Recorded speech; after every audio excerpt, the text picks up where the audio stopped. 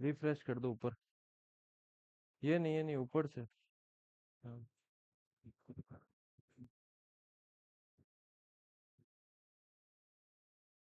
सभी को good afternoon. अब अगर सभी को वॉइस क्लियर है तो एक बार जल्दी से चैट बॉक्स पे आ जाएं, फिर हम क्लास को स्टार्ट करते हैं।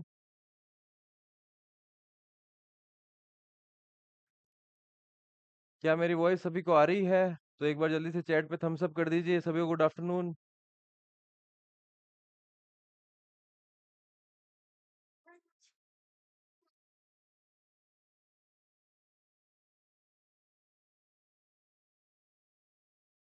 हाँ, बचिए।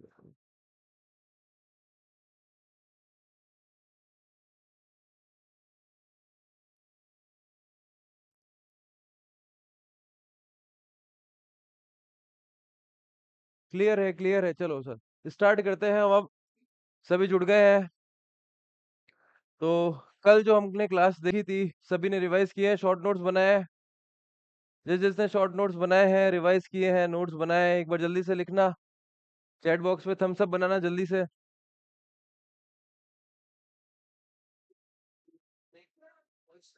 बिल्कुल। जिसने शॉर्ट नोट्स बनाए हैं, जल्दी से एक बार चैट बॉक्स में थम्स अप। हाँ, सभी को गुड आफ्टरनून। जगदीश सिंह, मधु तोमर, सुरेश चंद्र, पंकज पुरी,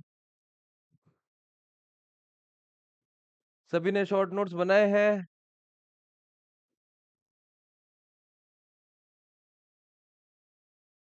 बनाए हैं, चलो। नमस्ते नमस्ते। हाँ जी, तो एक बार हम जल्दी से कल वाली चीज को रिवाइज करते हैं। आप लोगों ने अगर शॉर्ट नोट्स बनाए हैं तो अब ये वो चीज यहाँ पर काम आएगी जो हम रिवाइज कर रहे हैं। हम फटाफट उन दो दो वर्ड्स पे या जो जो शब्द मैंने जो इंपॉर्टेंट बताए थे उसको हम रिवाइज करके फिर हम आगे क्लास की तरफ चलते हैं, आज की क्लास। ठीक है, शुरू करते हैं। सबसे पहले कल हमने देखा था खेल प्रशिक्षण की पहली क्लास ली थी, जिसमें अपने देखा था क्या होता है प्रशिक्षण। तो उसमें मैंने आपको तीन शब्द बताए थे। तीन शब्द कौन से थे? तीन शब्द थे संगठित, व्यवस्थित और निर्देशित तरीके से क्या कर रहे थे, हम सीख रहे थे। संगठित मतलब सब एक साथ। फिर था व्यवस्थित मतलब एक सिस्टमेटिक सिस्टम से चल रहे थे। पहला यूनिट ये है तो दूसरा वो है। उसके बाद तीसरा था निर्देशित, यानी कि मैं आपको निर्देश दे रहा था और आप निर्देश को सुन रहे थे। ठीक है, उसके बाद सर आपने बताया कि जो खेल प्रशिक्षण होता है उसका मुख्य उद्देश्य की बात हुई थी। तो खेल प्रशिक्षण का मुख्य उद्देश्य होता है खिलाड़ी को उच्चतम स्तर का खेल प्रदर्शन प्राप्त करने के लिए तैयार करना। ठीक है सर। अब आगे चलते हैं। अगली जो था हमारा कि हमने चार परिभाषाएं देखी थी, चार और प्लस एक बोम्पा जी की। तो चार परिभाषा में सबसे पहले थी हरदयाल सिंह जी की, जिन्होंने दो शब्द दिए थे, शैक्षणिक प्रक्रिया और वैज्ञानिक सिद्धांत। ठीक है। अगली परिभाषा थी मैट्यू साहब की, म से मैट्यू और म से मौलिक रूप या म से मूल रूप। तीसरी परिभाषा थी किसकी? तीसरी थी अपने हर्रे साहब की, जो हार गए थे और जिन्होंने कॉपी किया था किसको? हरदयाल सिंह जी को, यानी कि उनका कॉपी जो किया था शैक्षणिक प्रक्रिया और वैज्ञानिक ज्ञान यानी कि साइंटिफिक नॉलेज की बात कर रहे थे। उसके बाद चौथी परिभाषा थी अपने साहब, अपने यहाँ पे थी मार्टिन साहब की। सर ये तो नाम से ही क्या लग रहा है, जटिल लग रहा है, तो इसमें शब्द पड़ा था जटिल स्पोर्ट्स मोटर कॉम्प्लेक्स। ठीक है, चलो ये हमने पढ़ा था। उसके बाद एक बोम्पा साहब की देखी थी। तो बोम्पा साहब जो है अनुकूलन की बात कर रहे थे। ये रहा अनुकूलन, और किन किन चीज की? प्रशिक्षण तीव्रता, मात्रा और आवृत्ति। ठीक है, उसके बाद हमने ऑब्जेक्टिव पढ़े थे कि क्या खेल प्रशिक्षण के ऑब्जेक्टिव है। तो उसमें हमने देखा था कि सबसे पहले चार ऑब्जेक्टिव थे जिसकी हमने ट्रिक देखी थी, PTTM, यानी कि शारीरिक तैयारी। टी से था टेक्निकल, फिर टी से था टैक्टिकल, और उसके बाद M से था मानसिक तैयारी या मेंटल टफनेस। फिर हमने देखा था खेल प्रशिक्षण के सिद्धांत। पहला था निरंतरता का सिद्धांत, जो कि नाम से क्लियर हो रहा था कि निरंतर रहना है। अगला था भार में प्रगतिशीलता का सिद्धांत, यानी कि धीरे धीरे क्या कर रहे थे, भार को बढ़ा रहे थे। उसके बाद हमने देखा था व्यक्तिगत विभिन्नता का सिद्धांत, जिसमें क्या कर रहे थे कि सभी लोग जो है वो क्या है, विभिन्न है एक दूसरे से। अगला देखा था क्रमबद्ध व योजनाबद्ध का, जिसमें एक योजना बनाई थी और एक क्रम से हम चल रहे थे, यानी कि उसको फॉलो कर रहे थे। ठीक है, उसके बाद हमने देखा था सामान्य व विशिष्ट तैयारी का सिद्धांत। यहाँ पे हमने देखा था कि सब मिलकर के तैयारी कर रहे हैं, वो होती है सामान्य, कुछ विशिष्ट लोगों के लिए होती है तो वो होती है विशिष्ट तैयारी। फिर था स्पष्टता का सिद्धांत, यानी कि जो प्रशिक्षक है और जो भी खिलाड़ी है उन दोनों के बीच में, यानी कि मैं हूं और आप है, तो लक्ष्य जो है वो क्लियर होना चाहिए। अगला था चक्रियता का सिद्धांत, यानी कि संपूर्ण चक्र को हम क्या है, छोटे छोटे चक्रों में बांट रहे थे। अगला था परिणाम प्राप्ति का सिद्धांत, यानी कि जो भी हमने लक्ष्य को निर्धारित किया है, हमारा अंत यही होना चाहिए कि हम लक्ष्य को हासिल कर ले, परिणाम को हासिल कर ले।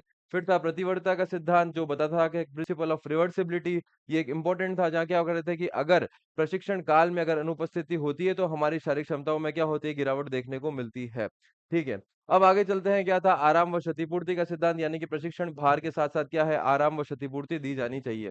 अगला था भार व अनुकूलन का सिद्धांत, यानी कि एक भार का अनुकूलन हो जाए, आपकी बॉडी अडेप्ट कर ले, फिर हमें और ऊपर की तरफ जाना चाहिए। फिर था गरमाने व शीतलीकरण का सिद्धांत, यानी कि खेल खेलने से पहले गरमाना और खेल खेलने के बाद शीतलीकरण। ठीक है सर, आगे चलते हैं, खेल प्रशिक्षण से संबंधित शब्द थे, एंड्योरेंस की बात की थी तो मैंने आपको लिखा था थकान की स्थिति में कार्य को जारी रखना। स्ट्रेंथ की बात थी तो मांसपेशियों में बल लगाने की क्षमता, the ability of muscle to exert force. ठीक है, स्पीड की बात की थी तो कम से कम समय में तय की गई दूरी। फ्लेक्सिबिलिटी की बात करी तो मैक्सिमम रेंज ऑफ मोशन, यानी कि जोड़ों की गति सीमा में स्वतंत्र रूप से घूमने की क्षमता। फिर हमने बात करी थी कि कोऑर्डिनेशन की, यानी कि एक साथ कई अंगों का एक साथ कार्य करना, वो था शरीर के अंगों का सामंजस्यपूर्ण और एक साथ काम करना। फिर हमने बात की थी चपलता की, कितनी जल्दी हम क्या है एक से दूसरी चीज में आते हैं, जैसे था तेजी से दिशा बदलना और प्रभावी ढंग से प्रतिक्रिया करने की क्षमता। फिर हमने बात की थी बैलेंस की, यानी कि संतुलन की, तो या स्थिर या फिर गतिशील अवस्था में किस तरीके से आप शरीर का संतुलन बनाए रखते हैं, वो कहलाता है बैलेंस, यानी कि संतुलन। उसके बाद हमने देखा था रिएक्शन टाइम, यानी कि प्रतिक्रिया समय, वो क्या कह रहा था कि किसी उत्तेजना का प्रतिक्रिया देने में लगने वाला समय। जैसे उदाहरण में मैंने एक बता सकता हूँ कि 100 मीटर बंदूक की सिग्नल पर क्या हुआ, आपने फटाफट प्रतिक्रिया दी और दौड़ना प्रारंभ कर दिया। अगला देखा था प्रोग्रेशन, यानी कि समय के साथ साथ क्या कर रहे थे, प्रशिक्षण की भार में क्या कर रहे थे, वृद्धि कर रहे थे, धीरे धीरे कर रहे थे। ये रही उसकी सीडी। फिर हमने देखा था स्पेसिफिसिटी, यानी कि प्रशिक्षण उस खेल का उद्देश्य के अनुसार होना चाहिए, जो हमने उद्देश्य निर्धारित किए हैं वो उसी के अनुसार होने चाहिए। अगला हमने देखा था रिवर्सिबिलिटी, यानी कि वही कि अगर बीच में अनुपस्थिति आती है तो क्या होगा, गिरावट देखने को मिलेगी। फिर हमने देखा था पीरियडाइजेशन, यानी कि वही संपूर्ण काल को क्या है, छोटे छोटे काल में विभाजित करना। फिर हमने देखा था micro cycle, meso cycle, macro cycle. Micro cycle यानी कि माइक्रो चक्र की जो अवधि बताई थी वो मैंने बताई थी 7 से 10 दिन। मीसो चक्र की जो अवधि बताई थी वो मैंने बताई थी 4 से 6 महीने। और मैक्रो चक्र की जो अवधि बताई थी वो बताई थी 10 से 12 महीने। तो ये सीक्वेंस पूछा जाता है। फिर हमने देखा था ओवरलोड प्रिंसिपल, यानी कि इसमें बता रहे थे कि साधारण के साथ साथ शरीर पर सामान्य से अधिक जो है वो बोझ क्या करना चाहिए, डाला जाना चाहिए। ठीक है, फिर हमने देखा था isometric, isotonic, dynamic strength, static strength, यानी कि स्थिर शक्ति, गतिशील शक्ति, आइसोटोनिक व्यायाम और आइसोमेट्रिक व्यायाम। तो आइसोमेट्रिक यानी कि मैंने आपको बताया था दीवार को धक्का मारना, तो ये क्या हो गया, ये स्थिर शक्ति का एक उदाहरण हो गया। फिर बात की थी आइसोटोनिक की, तो यहाँ पर क्या होता है आइसोमेट्रिक में, तो हमने देखा कि तनाव बना रहा है पर मांसपेशियों की जो लंबाई है उसमें कोई परिवर्तन नहीं रहा। आइसो मतलब होता है समान, मैट्रिक मतलब होता है लंबाई, तो समान लंबाई थी। आइसोटोनिक में आइसो मतलब होता है समान, टॉनिक मतलब होता है तनाव, यानी कि यहाँ पर समान तनाव है पर इसकी लंबाई बदलेगी। जैसे मैंने कहा था डंबल में उठा रहा था तो ये संकुचित हुई मांसपेशियां और ये वापस क्या हो गई, विलक्षण हो गई। तो ये हमने पढ़ा था। और ये यहाँ पर क्या हुई, गति हुई, तो इसको हमने किस में पढ़ा था, गतिशील शक्ति के अंदर। ठीक है सर, आगे चलते हैं। रेजिस्टेंस ट्रेनिंग, यानी कि क्या क्या था, भार या प्रतिरोध, कोई भी भार के साथ जो व्यायाम करे उसे कहते हैं रेजिस्टेंस ट्रेनिंग। जबकि प्लायोमेट्रिक में हमने पढ़ा था, ये रहा इसका उदाहरण, कि फटाफट जब आपकी मांसपेशियां संकुचित और विलक्षण होती है, यानी कि इसमें लिखा हुआ है विस्फोटक गति वाले व्यायाम जो शक्ति बढ़ाने के लिए क्या करते हैं, किए जाते हैं। फिर मैंने आपको बताया था हाइपरट्रोफी के साथ था एक एट्रोफी, यानी कि जब आपकी मांसपेशियां वृद्धि करती है उसे कहते हैं हाइपरट्रोफी। सामान्य से जब अच्छी वृद्धि हुई है तो उसे क्या है, हाइपरट्रोफी।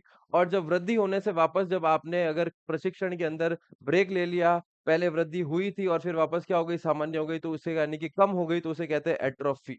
तो ये दो शब्द हमने पढ़े थे। उसके अलावा हमने पढ़ा था एरोबिक कैपेसिटी, तो ये क्या था कि एंड्योरेंस, ये एरोबिक क्षमता को 1 मिनट में कार्यरत मांसपेशी द्वारा ग्रहण की जा सकती है, यानी कि 1 मिनट में आप कितने ऑक्सीजन जो है वो अपने शरीर में ले सकते हैं। और ये धीरज गतिविधि के लिए ऊर्जा मुक्त करने हेतु जो मांसपेशियां हैं उसका करते थे, ये इस तरीके से हमने इसके उदाहरण देखे थे। अगली जो स्लाइड देखी थी उसमें था अनुकूलन, क्षतिपूर्ति, रेस्ट, आराम, लोड, भार। तो ये सारी चीजें हमने देखी थी। तो इसके अंदर क्षतिपूर्ति के अंदर तो ये था प्रशिक्षण के बाद शरीर की वापस सेम अवस्था में आना।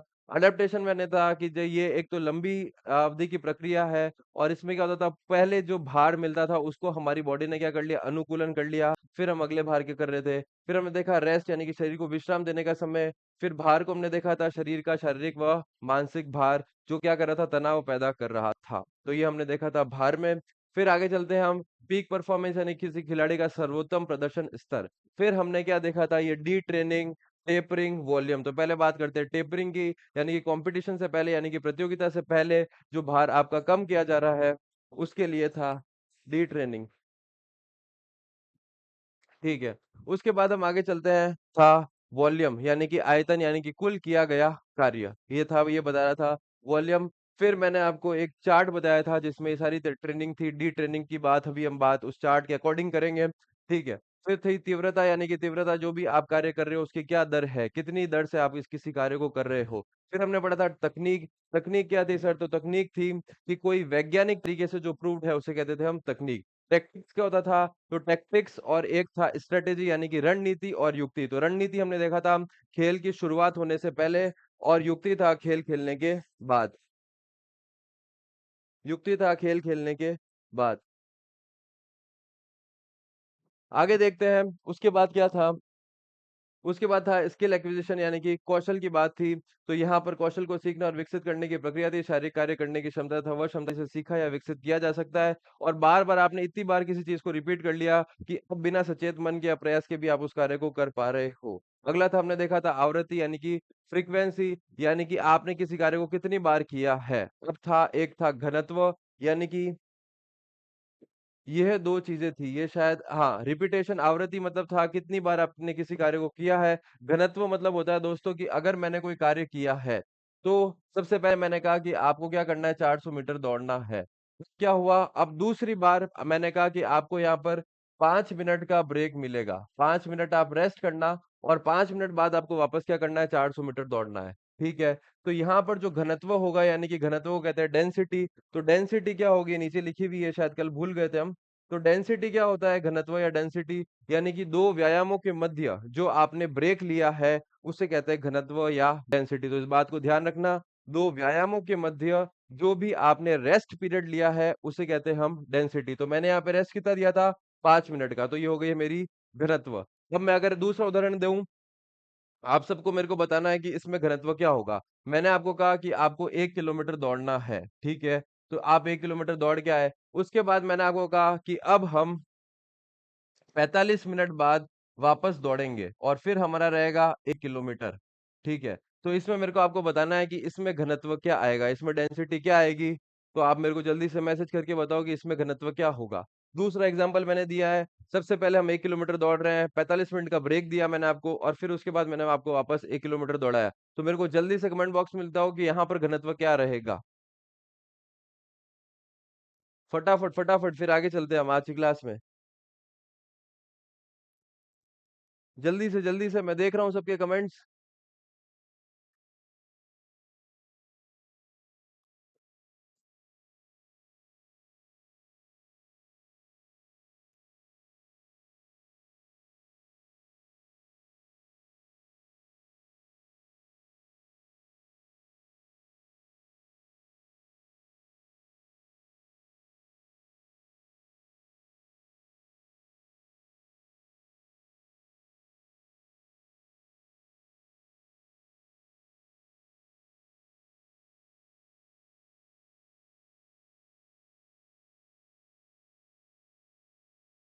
45 मिनट, 45 मिनट सबका आ गया, मधु तोमर, सुनील चौधरी, पंकज पुरी, मधु तोमर, मोहसिन बेग। ठीक है। तो अब यहाँ से, क्योंकि ये जो पॉइंट है इसके बारे में आज हम पढ़ाई करेंगे, घनत्व है, आवृत्ति है, तो ये सब हम देखेंगे। ठीक है। अब आगे चलते हैं, उसके बाद हमने क्या पढ़ा था, उसके बाद हमने स्टाइल पढ़ा था। तो स्टाइल क्या था कि व्यक्ति का करने का अपना तरीका। मैंने आपको उदाहरण दिया था, सचिन तेंदुलकर अपने अलग अंदाज से क्या खेल रहे थे, स्टेट ड्राइव खेल रहे थे। विराट कोहली अलग ड्राइव से स्टेट स्टेट स्टेट ड्राइव खेल रहे थे। फिर हमने देखा था रणनीति और युक्ति, मैंने आप दोनों के बारे में अंतर बता दिया। फिर हमने देखा था सुपर एक्लिमेटाइजेशन, यानी कि ऊपर की तरफ, ऊपर के वातावरण में जो हमारी बॉडी जो अडेप्ट करी है उसे हमने देखा था एक्लिमेटाइजेशन। फिर ये थी सुपर कंपेंसेशन, इनवॉल्यूशन और डी ट्रेनिंग। तो हमने ये डायग्राम देखा था जहाँ पे आपको क्या मिल रहा था, भार मिल रहा था, रिकवरी मिल रही थी। तो ये आपकी प्रदर्शन क्षमता में जो उठाव आ रहा था इसे हम कह रहे थे सुपर कंपेंसेशन। जिन्होंने ट्रेनिंग छोड़ी थी, वो क्या हुआ, जिन्होंने 10 दिन के लिए गैप लिया था, तो यहाँ पर क्या हुआ, प्रदर्शन क्षमता में वापस गिरावट देखने को मिली, इसे हमने क्या कहा था, इनवॉल्यूशन। ठीक है। और उसके बाद हमने देखा था कि एक विद्यार्थी था, उसने कहा कि सर मेरे एग्जाम है 4 महीने के लिए, तो मैं बिल्कुल नहीं आऊंगा। 20 दिन की ट्रेनिंग की और 4 महीने एग्जाम चला गया, तो हमने देखा था जो पूरी की पूरी प्रदर्शन क्षमता में गिरावट देखने को मिली थी, तो उसे हम कह रहे थे डी ट्रेनिंग। ठीक है सर, तो ये हमने देख लिया था सुपर कम्बिनेशन, डी ट्रेनिंग और इन्वोल्यूशन। तो ये हमने कल आखिरी क्लास में पढ़ा था, आज से हम यहाँ पे स्टार्ट करते हैं। अभी तक सबको क्लियर है भाई? बिल्कुल, आपको यहाँ पर नोट्स बनाने हैं, साथ साथ में जैसे ही क्लास खत्म होती है, ये पीडीएफ मैंने पूरी की पूरी आपके एप्लीकेशन पर डाल रखी है। आप इसके लॉन्ग नोट्स बनाएं और शॉर्ट नोट्स जैसे मैंने आपको बताया था वैसे ही आपको बनाने हैं। फिर मैं बताते चलूंगा आज की क्लास से कि शॉर्ट नोट्स किस तरीके से बनाने हैं। तो साथ में आपको लॉन्ग नोट्स और शॉर्ट नोट्स दोनों बनाने हैं। अभी आप मेरी क्लास में जो है एक रफ कॉपी लेकर बैठेंगे, जो भी चीजें मैं यहाँ पर बोर्ड पे लिख रहा हूँ, ताकि आपको इजीली समझ आ जाए। हाँ, सभी को क्लियर है? एक बार मेरे को फटाफट थम्स अप कर दे, फिर हम आज की क्लास स्टार्ट करते हैं जल्दी। 15 मिनट का एक रिवीजन हो चुका है हमारा, अब हम स्टार्ट करते हैं। इसमें कोई डाउट है तो जल्दी मेरे को बताएं, तो हम वापस एक बार वो डिस्कस कर लेंगे, नहीं तो हम आगे चलते हैं।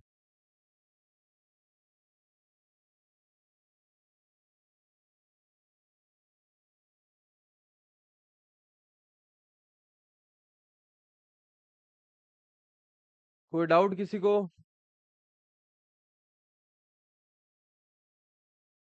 क्लियर है, क्लियर है। ठीक है, तो ऑल क्लियर, ठीक है। चलो अब हम देखते हैं कि एक तरह की, जब हमने कल कौशल पढ़ा था, तो कौशल में हमने देखा था कि इससे क्या कर रहे थे, हम विकसित कर रहे थे चीजों को, तकनीकों को, और एक हमने देखा था कि बार बार किसी चीज को इतनी बार दोहराया गया कि वो बिना सचेत प्रयास के क्या हो गई, अपने मन में आ गई। ठीक है, अब हमने देखा जो कौशल है वो दो तरह के होते हैं। तो मैं यहाँ पर आपको लिख देता हूँ, एक होता है ओपन स्किल और एक होता है क्लोज स्किल। तो यहाँ पर जो है क्वेश्चन, कल कौशल से परिभाषा से क्वेश्चन इतने नहीं बनते हैं, क्वेश्चन बनेंगे यहाँ पर। तो मैंने लिख दिया, एक लिखा मैंने क्लोज स्किल। ठीक है, अब ये क्या होता है सर, कौन सी स्किल जो है वो ओपन होती है, कौन सी स्किल जो है वो क्लोज होती है? तो हमें देखना है, जो ओपन स्किल है इसमें क्या लिखा हुआ है, ऐसे कौशल जो बदलते हुए अनिश्चित वातावरण में किए जाते हैं, जहाँ खिलाड़ी को स्थिति के अनुसार तुरंत निर्णय लेना व प्रतिक्रिया देनी पड़ती है। तो आपको ओपन स्किल में सिर्फ दो शब्द लिखने हैं। कौन से शब्द? कि एक तो मैंने क्या कहा, तुरंत निर्णय लेना, मैंने लिखा तुरंत निर्णय लेना। और दूसरा मैंने क्या लिखा है, मैंने दूसरा लिखा है तुरंत प्रतिक्रिया देना। तुरंत प्रतिक्रिया देना, अगर मैं इसको इंग्लिश में बताऊं तो इंग्लिश में होगा कि quick reaction and, quick reaction तो हो गया प्रतिक्रिया।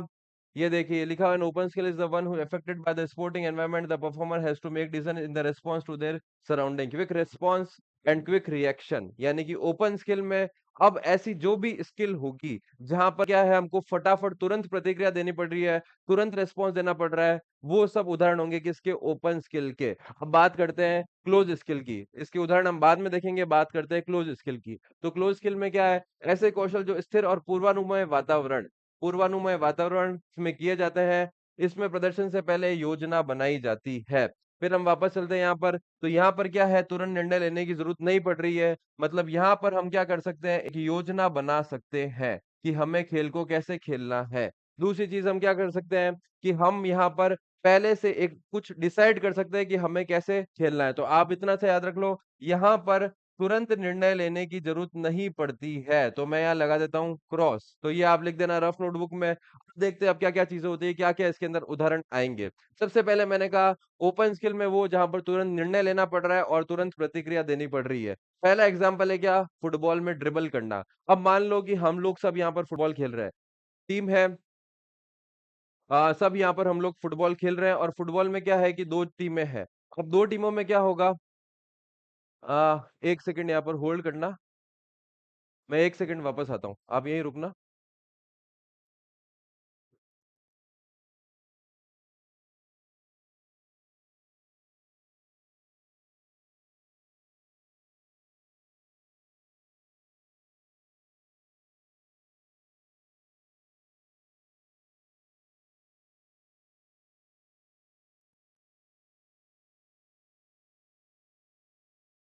हाँ, तो हमने देखा था कि एक ओपन स्किल थी, एक क्लोज स्किल थी। ओपन स्किल में हमने देखा क्या है, तुरंत निर्णय लेना है और तुरंत प्रतिक्रिया देनी पड़ रही है। तो मैंने आपको बताया था सबसे पहले फुटबॉल में ड्रिबल करना। अब दो टीमें मान लो फुटबॉल में खेल रही है, हम मेरे सामने कोई ऑपोजिट टीम है, या हम सभी बच्चे जो है एक साथ दो टीमों में खेल रहे हैं। क्या होगा कि मान लो जैसे मेरे पास बॉल आती है, मेरे पास बॉल आके अगर मैं बॉल को रोक लेता हूँ अपने पास और मैं सोचता हूँ कि मैं ये पास जो है वो किसको दूं, वो इनको दूं, वो उनको दूं, वो या किसी और को दूं, जो अब मेरे को यहाँ पर तुरंत निर्णय लेना पड़ेगा कि भाई जो भी मेरा साथी खिलाड़ी अगर वो मेरे पास खड़ा है चाहे मेरे दूर खड़ा है, मेरे को फटाफट उसको बॉल को पास करनी है। अगर मैं बॉल लेकर रुक जाऊंगा तो क्या होगा, बॉल लेकर रुकने से दिक्कत आएगी कि भाई साथी जो दूसरे खिलाड़ी है वो क्या लेंगे, मेरे से बॉल को छीन के ले जाएंगे। तो यहाँ पर जहां यहाँ पर भी क्या हुआ कि मुझे फटाफट तुरंत निर्णय लेना पड़ गया। तो ये चीज आती है किसके अंदर, ओपन स्किल के अंदर। दूसरी चीज है टेनिस में रैली खेलना। मान लो टेनिस हम खेल रहे हैं और टेनिस में खेलते खेलते क्या हुआ कि मेरे पास फोरहैंड में बॉल आती है। अब मैं वहां पर बॉल को लेकर फिर खड़ा नहीं हो सकता, मुझे फटाफट देखना है कि अगले पाले में बॉल को वापस डालनी है, नहीं तो क्या हो जाएगा, पॉइंट हो जाएगा, बॉल जो है दो टिपके खा जाएगी। तो सीधी सी बात है कि मेरे को वापस हाथों हाथ फोरहैंड से वो शॉट खेलना है। कहीं पे भी खेलो पर मेरे को अगले पाले में बॉल डालनी है। तो मेरे को यहाँ पर भी क्या हुआ, तुरंत निर्णय लेना पड़ा। देखते हैं क्रिकेट में फील्डिंग करना। मान लो आप देखते हो, जब भी हमने क्रिकेट देखा होगा तो कई बार कुछ ऐसे रन्स होते हैं जिसमें क्या हुआ कि कोई खिलाड़ी हमने देखा होगा कि जो फील्डिंग कर रहा है खिलाड़ी, उसने क्या किया, थ्रो दिया पर वो गलत एंड पे चला गया। मुझे फेंकना था स्ट्राइकिंग एंड पर थ्रो चला गया नॉन स्ट्राइकिंग एंड पर। ये क्यों हुआ, क्योंकि उसने तुरंत निर्णय लिया कि मेरे को बॉल को फेंकना है, और वो तुरंत निर्णय में क्या किया, उसने गलती कर दी। ऐसा दूसरे एंड की जगह उसने कोई और एंड पर बॉल को फेंक दिया। तो इससे क्या हुआ, वो जो बैट्समैन जो दौड़ रहा था वो क्या हुआ, रन आउट होने से बच गया। तो वहां पर भी उसने क्या किया, तुरंत निर्णय लिया। तो जो जो खेल, जहां पर जो जो ऐसी स्किल्स जहां पर तुरंत निर्णय लेना पड़ रहा है, वो सब किसके अंदर आएंगे, ओपन स्किल के अंदर आएंगे। तो सर अब क्लोज स्किल के अंदर क्या क्या आएंगे, ये देखो। सबसे पहला, गोल्फ को खेलना। अब मैं गोल्फ खेल रहा हूं तो ऐसा तो नहीं होगा कि मेरे साथ कोई दूसरा खिलाड़ी आ जाएगा और मेरे से बॉल लेके चला जाएगा। मेरे को आराम से समय मिल रहा है, आराम से सोच के क्या करूंगा, मैं उस बॉल को मार दूंगा। सर और उदाहरण क्या आएंगे, ये देखो और उदाहरण भी लिखे हुए हैं हमारे पास। आर्चरी में तीर चलाना। मैं मान लो आर्चरी में तीर चला रहा हूँ। अब अगर मान लो तेज हवा चलने लग गई तो मैं क्या करूंगा, 2 3 सेकंड 5 सेकंड रुक जाऊंगा। मेरे को कोई जबरदस्ती कोई आके ये तो नहीं होगा कि नहीं अभी के अभी चलाना है। अभी नहीं चलाएगा तो फिर खत्म हो जाएगा। तो वही है कि यहाँ पर मेरे को सोचने का समय मिल रहा है कि जब हवा मेरे साथ है या हवा विपरीत में चल रही है तो मेरे को किस दिशा में कैसे थ्रो लगाना है। तो वहां पर मैं एक योजना बना पा रहा हूँ, वहां पर मैं सोच पा रहा हूँ। अगला देखो, टेनिस में सर्व करना। अब टेनिस में जब खिलाड़ी सर्व करता है तो फिर वहां पर भी क्या हो गई, हवा की बात हो गई। तो वो 2 3 सेकंड रुक सकता है, 5 सेकंड भी रुक सकता है, 10 सेकंड भी रुक सकता है कि भाई रो दो, 1 सेकंड रुको, मैं सर्विस करता हूँ। और फिर उसने योजना बना ली कि जो मेरा साथी खिलाड़ी है वो अगर फोरहैंड में ज्यादा खड़ा है तो मैं उसको मिड दे दूंगा, वो मिड में ज्यादा खड़ा है तो मैं उसको फोरहैंड से अधिक से सर्व को निकाल दूंगा। तो यहाँ जहां पर आप योजना बना सकते हो, तो मैं अगर एक शॉर्ट में बताऊं, जितनी भी जो सर्विसेज होती है वो सब किसके अंदर आती है, क्लोज स्किल के अंदर। और जितनी भी जो रैली चल रही है, ड्रिबल चल रहा है, वो सब किसके अंदर आएंगे, वो आएंगे ओपन स्किल के अंदर। तो ये कई बार क्वेश्चन पूछा जाता है, ये कई बार क्वेश्चन पूछा जाता है कि भाई आपको कोई भी एक स्किल का उदाहरण दे देंगे, वो आपको पूछेंगे कि ये एक ओपन स्किल है या क्लोज स्किल है। तो आपको सबसे पहले यही सोचना है कि क्या मेरे को तुरंत निर्णय लेना पड़ रहा है। अगर मेरे को तुरंत निर्णय लेना पड़ रहा है तो वो ओपन स्किल, अगर मैं सोच पा रहा हूं तो वो कौन सी होगी, क्लोज स्किल। चलो अब मेरा आपसे उदाहरण है, मेरा आपसे प्रश्न है कि जेवलिन थ्रो करना, जेवलिन थ्रो करना। अब मेरे को जल्दी से बताओ, क्या ये ओपन स्किल में आएगा या ये क्लोज स्किल में आएगा। जेवलिन थ्रो करना, क्या ये ओपन स्किल में आएगा, क्या ये क्लोज स्किल में आएगा।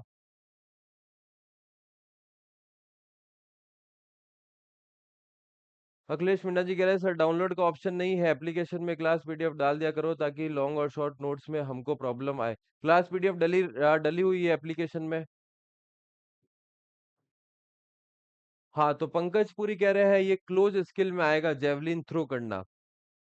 बाकी बाकी और उदाहरण करें, हाँ मधु तोमर भी कह रहे हैं क्लोज स्किल में आएगा, और मोहसिन बेग भी कह रहे हैं क्लोज स्किल में आएगा। ठीक है, और जेवलिन थ्रो करना। अखिलेश जी पीडीएफ डाल रखी है, आप चेक करोगे आपको मिल जाएगी पूरी पीडीएफ। आप उसमें आराम से उसको देखकर शॉर्ट नोट्स लॉन्ग नोट्स बना सकते हैं। सुरेश चंद्र खटीक भी कह रहे क्लोज स्किल में। ठीक है, आपने बिल्कुल सही समझा है। जब मैं जेवलिन फेंक रहा हूं तो मैं सोच सकता हूं, मैं 2 सेकंड रुक सकता हूं, और मेरे बीच में कोई नहीं आ रहा है, मेरे बीच में कोई साथी खिलाड़ी नहीं आ रहा है जो मेरे को रोक रहा है, तो मैं आराम से जाके क्या करूंगा, फेंक दूंगा जेवलिन को। तो ये किसके उदाहरण हो गया, क्लोज स्किल का। तो अब आपको क्लियर है किसमें ओपन स्किल होगी, क्या क्लोज स्किल होगी। सीधा सा अपन को कंसेप्ट के ऊपर चलना है। अगर आप चीजों को रटने बैठोगे तो वहां गलती कर दोगे। बस कंसेप्ट क्लियर कर लिया, सिर्फ एक लाइन शॉर्ट नोट्स में अभी तक ऊपर लिखना है ओपन स्किल, जहां पर क्या होगा तुरंत निर्णय लेना पड़ेगा। जहां पर लिखा हुआ होगा क्लोज स्किल, वहां पर क्या होगा योजना बना सकते हैं, सोचने का समय मिलेगा। बस इतनी सी बात आपको लिखनी है शॉर्ट नोट्स के अंदर। आगे चलते हैं, भार प्रशिक्षण यानी कि ट्रेनिंग लोड। यह खेल प्रशिक्षण का एक महत्वपूर्ण घटक है जो यह निर्धारित करता है कि एथलीट को कितनी तीव्रता और कितनी मात्रा में प्रशिक्षण दिया जाना चाहिए। यह एथलीट की शारीरिक क्षमता, दक्षता व लक्ष्य के आधार पर तय किया जाना चाहिए। तो सीधी सी बात है जो हमने कल भी पढ़ा था, भार प्रशिक्षण की एक एथलीट को कितनी तीव्रता और कितनी मात्रा में जो है वो प्रशिक्षण दिया जाना चाहिए, उसे हम कहते हैं भार प्रशिक्षण। अब भार प्रशिक्षण के प्रकार, यहां से फिर से प्रश्न बनेगा। भार प्रशिक्षण तो क्या है, कितना लोड देना दिया जाना चाहिए, जितना उससे क्या है मानसिक तनाव जो है वो सब चीजें कल हमने पढ़ रखी है, उसको हमने देखना है। क्वेश्चन आएगा यहाँ से कि भार प्रशिक्षण के प्रकार क्या है। तो पहला प्रकार होता है वो होता है आंतरिक भार यानी कि इंटरनल लोड। दूसरा होगा एक्सटर्नल लोड यानी कि आउटर लोड यानी कि बाहरी भार। ठीक है, तो अब सर ये आंतरिक भार क्या होता है और ये बाहरी भार क्या होता है, तो ये हमको आप थोड़ा शॉर्ट में बता दो। तो यहाँ पर इसको मैं मिटाता हूँ और एक शॉर्ट में एक चीज आपको बता देता हूँ, आपको कैसे याद रखना है। यहाँ पर मैं लिखता हूँ आंतरिक भार। तो ये जो जो चीजें मैं बोर्ड पे लिख रहा हूँ आप साथ में रफ नोटबुक में लिखते रहना, तो आपको ये चीजें लंबे समय तक याद रहेगी, नहीं तो आप भूल जाओगे। ठीक है, आंतरिक भार क्या था, तो आंतरिक भार में आपको देखना है कि जिन चीजों को मापा नहीं जा सकता, मापा नहीं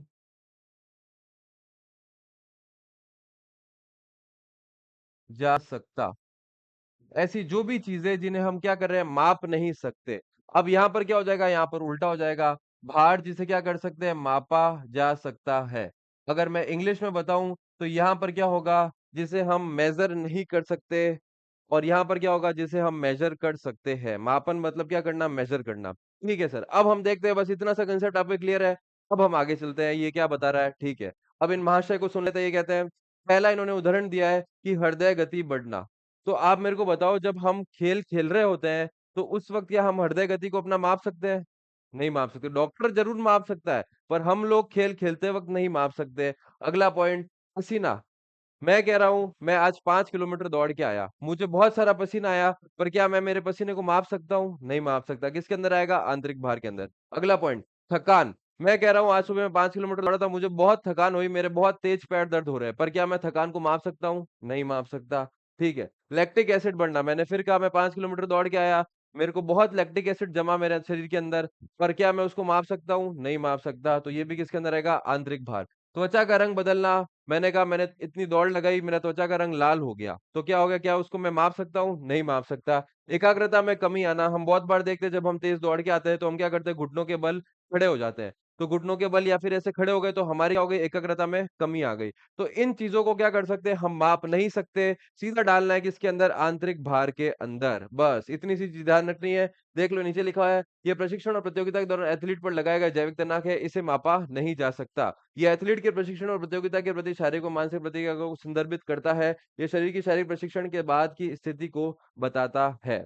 मतलब यह है कि ये भी बता रहा है इस पॉइंट के साथ साथ कि यह शरीर की शारीरिक प्रशिक्षण के बाद की स्थिति को बताता है। मतलब अब जैसे मान लो कि मैं दौड़ के आया था, मुझे पसीना आया, पर ऐसा थोड़ा ना है कि जैसे ही मैं दौड़ खत्म करूंगा मेरा पसीना चला जाएगा। मेरा पसीना आएगा। तो वही चीज है कि शरीर के बाद जो प्रक्रिया क्रिया है उसके बाद की स्थिति को भी क्या करता है, बताता है। पर मेन पॉइंट अपन को ध्यान ये रखना है कि जिसे हम मापा नहीं जा सकता, और यहाँ आएगा जिसे मापा जा सकता है।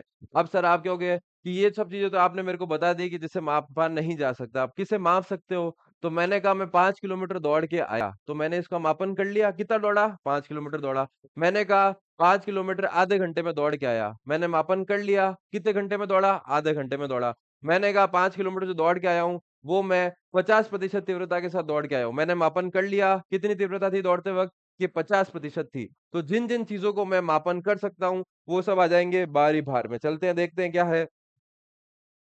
एक एथलीट द्वारा किए गए शारीरिक कार्य को बताता है जिसे मापा जा सकता है। इसमें व्यायाम का प्रकार, व्यायाम की तीव्रता, व्यायाम की आवृत्ति, घनत्व, आयतन को बताता है। मैंने फिर कहा कि मैं जब 5 किलोमीटर दौड़ रहा था तो मैंने क्या किया, पहली बार 2.5 किलोमीटर दौड़ा, फिर 5 मिनट रेस्ट किया, फिर 2.5 किलोमीटर दौड़ा, तो ये घनत्व को बता दिया, तो इसको भी मैंने मापन कर लिया। फिर मैंने कहा कि जब मैं 5 किलोमीटर दौड़ रहा था तो जो मेरा एक राउंड था वो 400 मीटर का था। तो फिर मैं यहाँ पर भी क्या कर लूंगा, कैलकुलेट कर लूंगा कि कुल 5 किलोमीटर में मेरे को कितने राउंड लगे, तो इसे भी मैं माप सकता हूँ, इसे भी सर माप सकते हो। तो जो जो चीजों को हम मापन किया जा सकता है वो सब किसके अंदर आ जाएंगे, बाहरी भार के अंदर। ठीक है, इतनी चीज क्लियर है भाई सभी को। आंतरिक भार, बाहरी भार, जल्दी से एक बार कमेंट बॉक्स में थम्स अप, फटाफट फटाफट। आंतरिक भार, बाहरी भार, इंटरनल लोड, एक्सटर्नल लोड या आउटर लोड।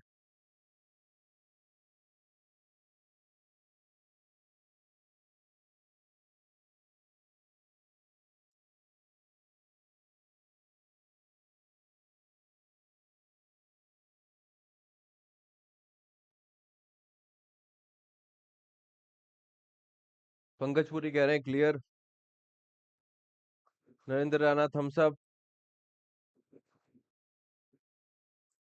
ठीक है भाई। अब आगे चलते हैं। ओवरलोड यानी कि अति भार, अब ये क्या होता है, मधु तोमर भी कह रहा है ऑल क्लियर सर, जयश्री का भी मैसेज आ गया, ठीक है। चलो अब चलते हैं अति भार, ओवरलोड। एक खिलाड़ी की प्रशिक्षण अवस्था का सामान्य विकास तब बाधित होता है जब जीवन का शारीरिक व मानसिक क्षमता व्यक्ति की भार क्षमता से क्या होता है, अधिक हो जाता है। जब अधिक भार लंबे समय तक दिया जाता है तो उसके परिणाम स्वरूप क्षमता में आई कमी को अति भार कहा जाता है और प्रदर्शन क्षमता में कमी की स्थिति है। अब क्या होता है कि अति भार या ओवरलोड, अगर मैं साधारण शब्दों में आपको बताऊं, आपकी पढ़ने की स्थिति, आपका पढ़ने का जो समय था, मैंने कहा आपका जो मानसिक स्तर था वो आपने सेट कर रखा था कि भाई मैं अधिक से अधिक एक बार में 2 घंटे पढ़ सकता हूँ। अब मैं मान लो 5 घंटे की क्लास ले लूंगा, तो क्या होगा, 3 घंटे का मेरा ऊपर से जाएगा, क्योंकि मेरी तो कितनी थी क्षमता, 2 घंटे पढ़ने की, आपने कितना पढ़ा दिया, सब 5 घंटे पढ़ा दिया, तो ऊपर से चला गया। फिर मैंने कहा कि आपकी दौड़ने की क्षमता थी, वो थी 4 राउंड यानी कि 1600 मीटर। मैंने कहा नहीं, आपको 10 राउंड दौड़ने, 4000 मीटर दौड़ने यानी कि 4 किलोमीटर दौड़ने हैं। तो फिर क्या होगा, आपकी क्षमता से अधिक हो गया, तो क्या हो गया, अति भार हो गया। अब ये अगर अति भार मैं रोज रोज आपको दूंगा तो कल क्या होगा, 2 दिन दौड़ लोगे, 3 दिन दौड़ लोगे, चौथे दिन क्या होगा, इंजरी लेकर या तो बैठ जाओगे या फिर गिर जाओगे या चक्कर खा के गिर जाओगे। तो यही चीज है अति भार, यानी कि क्षमता के अधिक जो है लोड आपको देना। किसी भी खिलाड़ी को क्षमता से अधिक लोड देना, चाहे वो मानसिक हो चाहे वो क्या हो, शारीरिक हो, उसे हम कहते हैं अति भार। तो यही हमने लिखा है, विकास बाधित होता है, क्षमता व्यक्ति की भार क्षमता से अधिक हो जाता है और लंबे समय तक दिया जाता है, परिणाम स्वरूप क्या होता है, क्षमता में आई कमी को क्या कहते हैं, अति भार कहा जाता है। कारण क्या है, खिलाड़ी की दिनचर्या, सामाजिक कारण, स्वास्थ्य संबंधित गलत तरीके से प्रशिक्षण करना या दोषपूर्ण प्रशिक्षण विधि। यानी कि इसने कहा कि अब और कैसे कैसे ये जो है अति भार हो सकता है।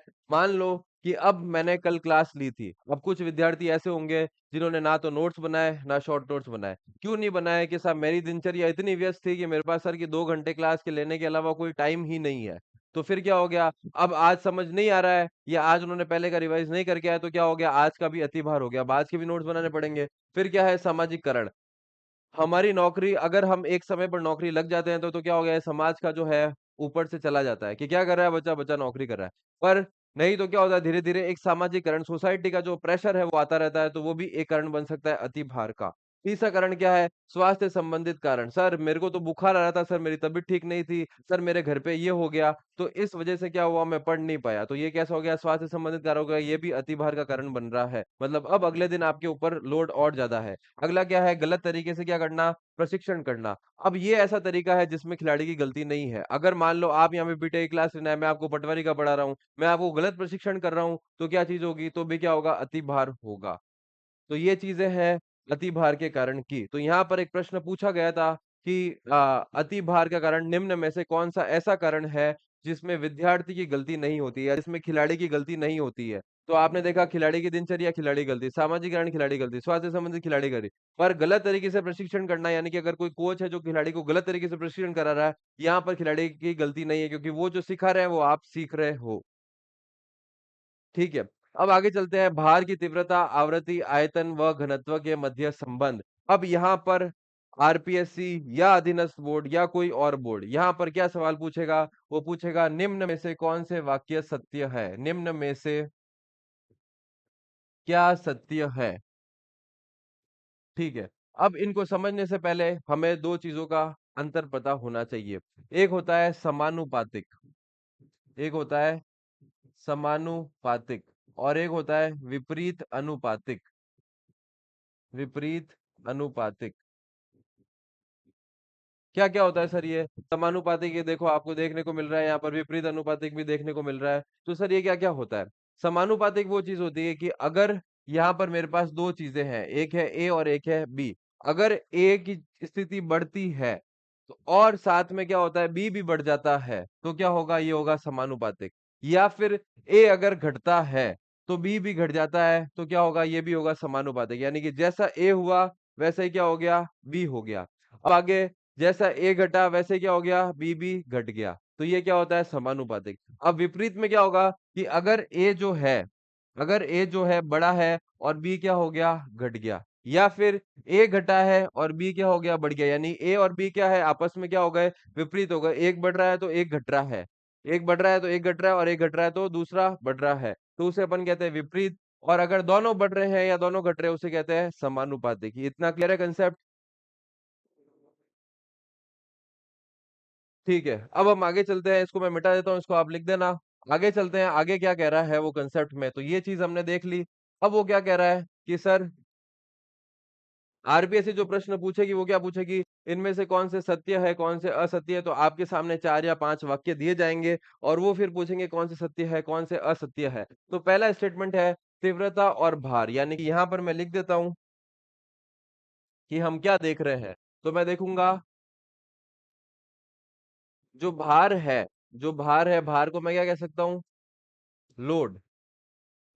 ठीक है। और मैं क्या देख रहा हूं, संबंध तीव्रता के मध्य, भार और किसके मध्य, तीव्रता के मध्य। ठीक है, इन दोनों के मध्य संबंध देख रहा है। यानी कि मैंने इसको ले लेता हूं ए और इसको ले लेता हूं बी। ठीक है। अब क्या होगा, जब भी आप संबंध देखते हो तो सबसे पहली चीज आपको ध्यान रखनी है, बाकी जितनी भी चीजें हैं, चाहे वो आवृत्ति हो, चाहे वो आयतन हो, चाहे वो घनत्व हो, ये सब क्या रहेंगे, कांस्टेंट रहेंगे। यानी कि दोनों में एक जैसे रहेंगे। उदाहरण के लिए मैं आपको बोलता हूं कि सर मेरे को दो विद्यार्थियों के बीच में संबंध देखना है। अब संबंध मेरे को देखना है कि किसके अधिक अंक आते हैं। अब किसके, कौन एग्जाम में अच्छे अंक ला पाता है। तो जब इन दोनों का तो संबंध मैं तब देख पाऊंगा जब दोनों ने एक ही जगह से पढ़ाई की है, जब दोनों ने बराबर घंटे पढ़ाई की है, जब दोनों ने क्या किया है, एक ही समय पर रेस्ट किया है। अगर मैं कह रहा हूं कि एक बच्चा सिर्फ 2 घंटे पढ़ रहा है, एक बच्चा 12 घंटे पढ़ रहा है, तो फिर संबंध कैसे देखोगे आप? सीधी सी बात है कि जो 12 घंटे पढ़ रहा है वो अधिक नंबर लेकर आएगा, चाहे वो 2 नंबर लाए, 5 नंबर लाए, 10 नंबर लाए। तो संबंध तब देखा जाएगा जब दो के अलावा बाकी सब चीजें क्या रहेगी, कांस्टेंट रहेगी, यानी कि समान रहेगी। ठीक है सर, इतनी बात क्लियर हो गई। तो हम देखते हैं भार और किसके अंदर, तीव्रता के अंदर। भार के मैंने आपको दो प्रकार बताए थे, एक था आंतरिक भार और एक था बाहरी भार। ठीक है सर, आपने ये हमको बताया था, जिसमें हमने देखा था कि आंतरिक भार है उसको हम क्या करे थे, गिन नहीं सकते थे, और जो बाहरी भार है उसको गिना जा सकता था, यानी कि मापा जा सकता था। ठीक है सर, ये आपने मेरे को बताया था। ठीक है। अब जब हम भार देख रहे हैं तो सबसे पहले मैंने आपको कहा, मैं अब यहाँ पर आयतन लेता हूं। आयतन यानी कि मैंने देखा था कुल किया गया कार्य। तो मैंने क्या रखा, दोनों का आयतन जो रखूंगा वो मैं सेम रखूंगा। दोनों का आयतन क्या रखूंगा, सेम रखूंगा। मैंने कहा दोनों जो है 1 किलोमीटर दौड़ेंगे, दोनों ही कितने दौड़ेंगे, 1 किलोमीटर। फिर मैं देखूंगा कि यहाँ पर जो तीव्रता है, एक को मैं कहता हूं कि आपका टाइम नोट करूंगा। जब टाइम नोट करूंगा तो यहाँ पर वो तीव्रता कितनी रखेगा, 100%। ठीक है। जब मैं टाइम नोट नहीं करूंगा, मैंने कहा बस आपको 1 किलोमीटर दौड़ के आना है, तो उन्होंने तीव्रता रखी, मान लो पैदल पैदल चल के आ गए, तो उनकी तीव्रता थी 20%। तो इनकी तीव्रता कैसी थी, अधिक थी। इनकी तीव्रता कैसी थी, कम थी। इनके कंपेयर में क्या थी, इसकी अधिक थी, इसकी कम थी। अब देखते हैं, मैंने कहा कि आप 1 किलोमीटर 100% तीव्रता से दौड़ रहे हो, यानी कि आपका टाइम चेक हो रहा है। तो क्या होगा, जब आप 100% तीव्रता से दौड़े तो आपको पसीना भी ज्यादा आया, आपको थकान भी ज्यादा आई, आपके शरीर के अंदर लैक्टिक एसिड भी अधिक बना, आपकी हृदय दर भी अधिक ऊपर हो गई, क्योंकि अब मेरे को जब पसीने आ रहा है, मैं थक गया। तो यहाँ पर जो भार है, हमने देखा था आंतरिक भार, वो भी क्या हो गया, अधिक हो गया। ठीक है।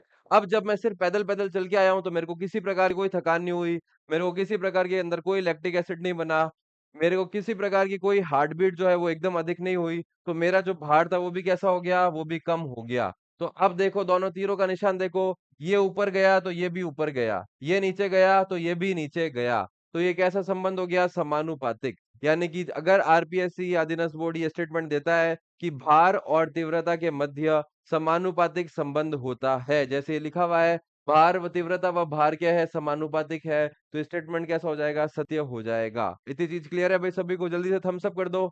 इतनी चीजें क्लियर है कि तीव्रता व भार क्या है, समानुपातिक है।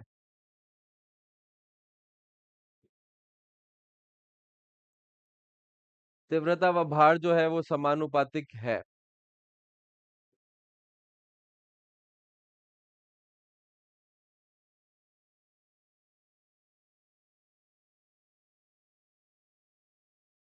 फटाफट फटाफट फिर आगे चलते हैं, अगले स्टेटमेंट पे चलते हैं।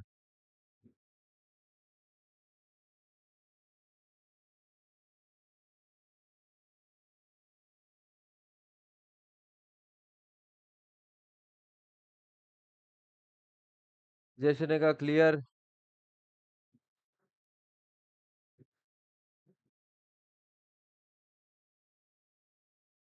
जल्दी जल्दी जल्दी। चलो अब हम आगे देखते हैं, आवृत्ति व भार के क्या है, समानुपातिक है। तो अब मैं क्या करूंगा,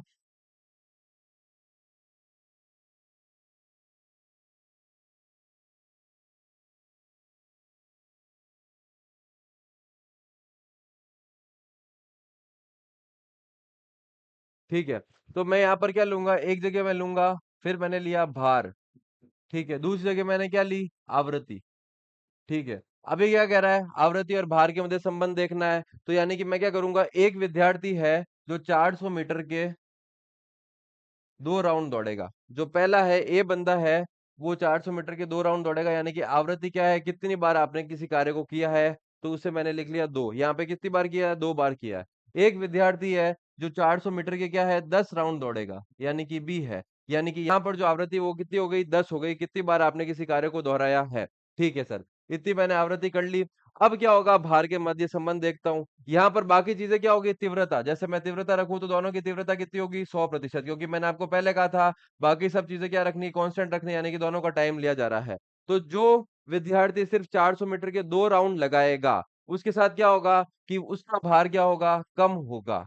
यानी कि इन दोनों की आवृत्ति की बात करूं तो ये कम है और ये क्या है, अधिक है। जो 400 मीटर के सिर्फ 2 राउंड करेगा उसको पसीना भी कम आएगा, थकान भी कम होगी, हृदय गति भी कम बढ़ेगी, और लैक्टिक एसिड भी क्या होगा, कम बनेगा, जो हमने देखा था आंतरिक भार में। तो यहाँ पर क्या हो गया, ये दोनों एक दूसरे के कैसे हो गए, समानुपातिक। अब देखते हैं इसका क्या हुआ। जो विद्यार्थी 10 बार चक्कर लगाएगा उसको पसीना भी अधिक आएगा, हृदय गति भी अधिक होगी। तो इसको मैं कर देता हूँ ऊपर, हृदय गति मेरी अधिक हुई, पसीना भी अधिक आया, थकान भी अधिक हुई। तो फिर देखो, फिर दोनों कैसे निशान है, ये नीचे जा रहा है तो ये भी नीचे जा रहा है, ये ऊपर जा रहा है तो ये भी ऊपर जा रहा है। यानी कि यहाँ पर भी कैसा संबंध है, समानुपातिक संबंध है। क्लियर है भाई इतनी चीज। यानी कि आवृत्ति और भार के मध्य भी कैसा है, समानुपातिक संबंध है। अगर आरपीएस या कोई बोर्ड स्टेटमेंट में वाक्य में ये लिख देता है कि भार व आवृत्ति के मध्य कैसा है, विपरीत संबंध है, विपरीत अनुपातिक संबंध है, तो वो क्या हो जाएगा, गलत हो जाएगा। ठीक है, अब अगला चलते हैं। अगला कह रहा है आयतन व भार क्या है, समानुपातिक है। तो मैं फिर मिटा देता हूं सबको। मेरे को अब क्या क्या दो चीजें लेनी है, एक तो मेरे को लेना है आयतन और एक मेरे को लेना है क्या, भार। ठीक है, अब अगला पॉइंट चलता है। यहाँ पे मैंने लिखा भार, या मैंने लिखा आयतन। ठीक है सर, आयतन क्या होता है ये बता दो एक बार। तो आयतन होता है कुल किया गया कार्य। जैसे कि मैंने आपको बोला था कि जो 400 मीटर का जो एथलीट है वो 2 बार दौड़ा था, तो यानी कि यहाँ पे मैं एक आयतन लिख देता हूँ, इसने कुल कितना दौड़ा है, तो ये दौड़ा है 800 मीटर। फिर मैंने अगला उदाहरण दिया था, जो 400 मीटर का जो बी वाला व्यक्ति था, वो 400 मीटर के राउंड को कितनी बार दौड़ा था, 10 बार दौड़ा था। तो इसका आयतन कितना हो गया, इसका आयतन हो गया 4000 मीटर। ठीक है सर, ठीक है। अब मेरे को बताओ, जो विद्यार्थी 800 मीटर दौड़ रहा है, तो उसके इन दोनों को अगर मैं कंपेयर करूं, यानी कि इसका आयतन क्या है, कम है, और इसका आयतन क्या है, अधिक है। ठीक है, इतनी चीज समझ आ गई। अब मैं देखता हूं कि अगर मैं इन दोनों को कंपेयर करूं कि किसका क्या होगा।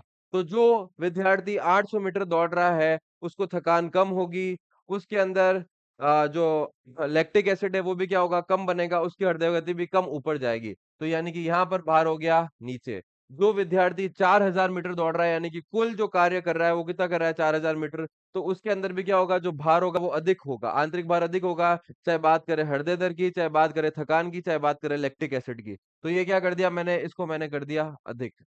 तो अब फिर देखो संबंध सर, सर ये नीचे जा रहा है तो ये भी नीचे जा रहा है, सर ये ऊपर जा रहा है तो ये भी ऊपर जा रहा है, तो ये भी कैसा हो गया, समानुपातिक संबंध हो चुका है। यानी कि ऊपर के जो तीनों पड़े हैं, चाहे तीव्रता का भार के साथ लो, चाहे तीव्रता का आवृत्ति के साथ लो, चाहे तीव्रता का क्या करो, आयतन के साथ लो, तीनों के मध्य संबंध कैसा है, समानुपातिक संबंध है। इतनी चीज क्लियर है भाई, क्लियर है इतनी चीज। ठीक है।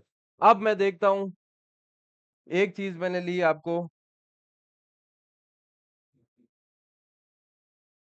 मैं अब जो मेरे पास अगला जो क्वेश्चन है वो है, एक है, एक सेकेंड, एक है भार और एक है घनत्व। ठीक है। अब घनत्व का मैंने आपको उदाहरण देके आपको बताया था कि क्या कर रहा था, एक विद्यार्थी 1 किलोमीटर दौड़ रहा था, 45 मिनट का सर आपने उसको रेस्ट दिया था।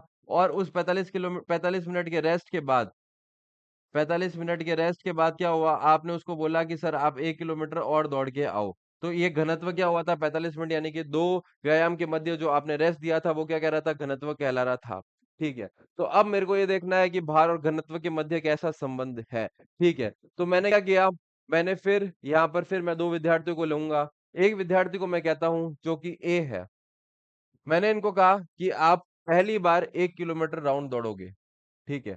ये कब दौड़ोगे, ये आप दौड़ोगे शाम को, यानी कि 5 बजे आपको क्या करना है, 1 किलोमीटर राउंड दौड़ना है। ठीक है। जो बी विद्यार्थी है इसको भी मैं क्या कहूंगा, 1 किलोमीटर राउंड आपको कितने बजे दौड़ना है, सब 5 बजे दौड़ना है, शाम को 5 बजे क्या करना है, दौड़ना है। या लिख देता हूँ शाम, ये मैंने लिख दिया शाम को।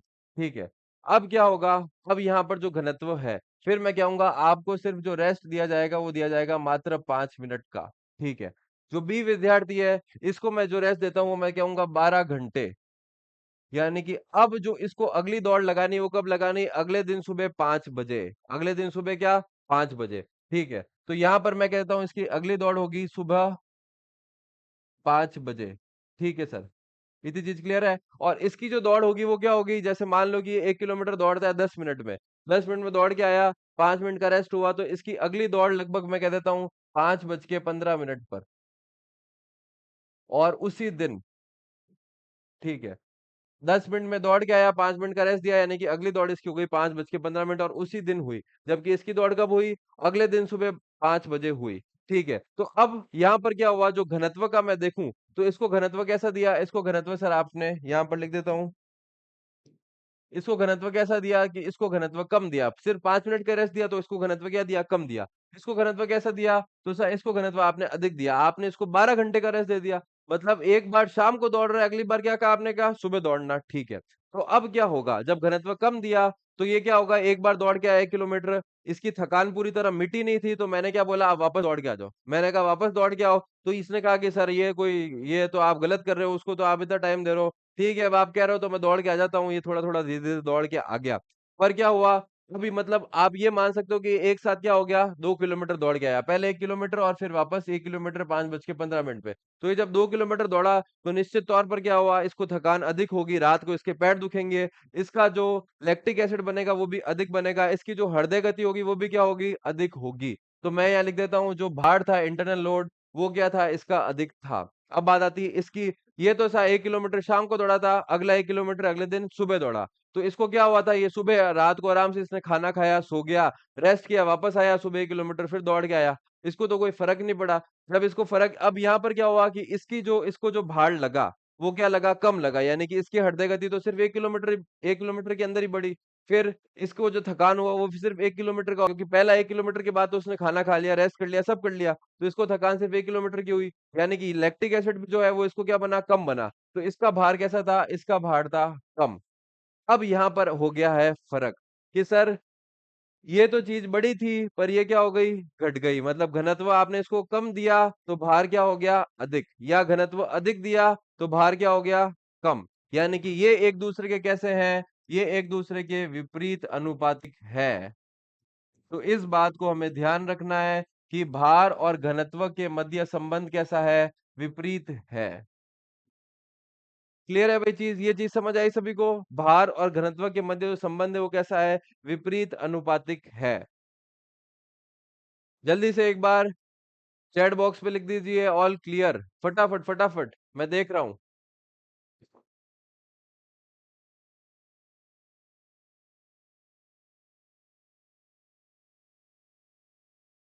हमने देखा था भार का पहले तीव्रता के साथ समान अनुपातिक, फिर हमने देखा था भार का आवृत्ति के साथ समान अनुपातिक, फिर हमने देखा था भार का घनत्व के साथ समान अनुपातिक, फिर हमने देखा भार का, सॉरी, तीव्रता के साथ, आवृत्ति के साथ और आयतन के साथ आपने देखा था समानुपातिक, जबकि घनत्व के साथ कैसा था, विपरीत अनुपातिक। तो ये रही, ये सब चारों स्टेटमेंट जो है वो दिए गए हैं कि समानुपातिक, समानुपातिक, समानुपातिक, जबकि ये कैसा है, ये विपरीत अनुपातिक है। तो ये चीज क्लियर है सभी को? हाँ, रिंकू कौर ने लिख दिया है थम्स अप। मधु Tomar all clear.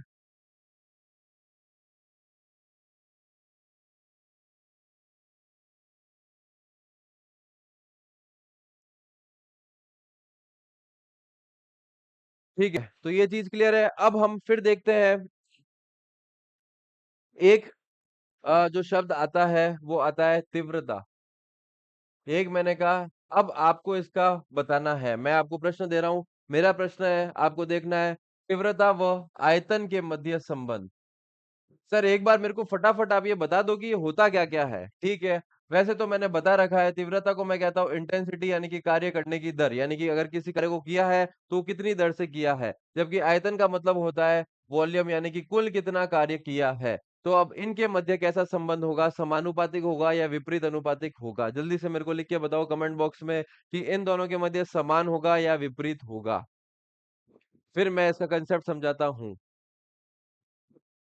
Mohsin bag कर रहे हैं और क्लियर, पूजा कह रहे हैं ऑल क्लियर। ठीक है, जल्दी से मेरे को इस प्रश्न का उत्तर बताओ कि इंटेंसिटी और वॉल्यूम, यानी कि तीव्रता और आयतन के मध्य कैसा संबंध होगा, यह मेरे को आपको बताना है। फटाफट।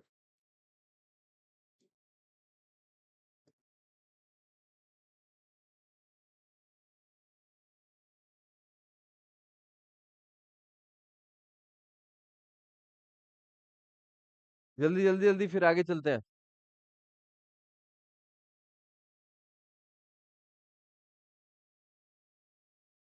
पंकज पुरी कह रहे हैं समानुपातिक।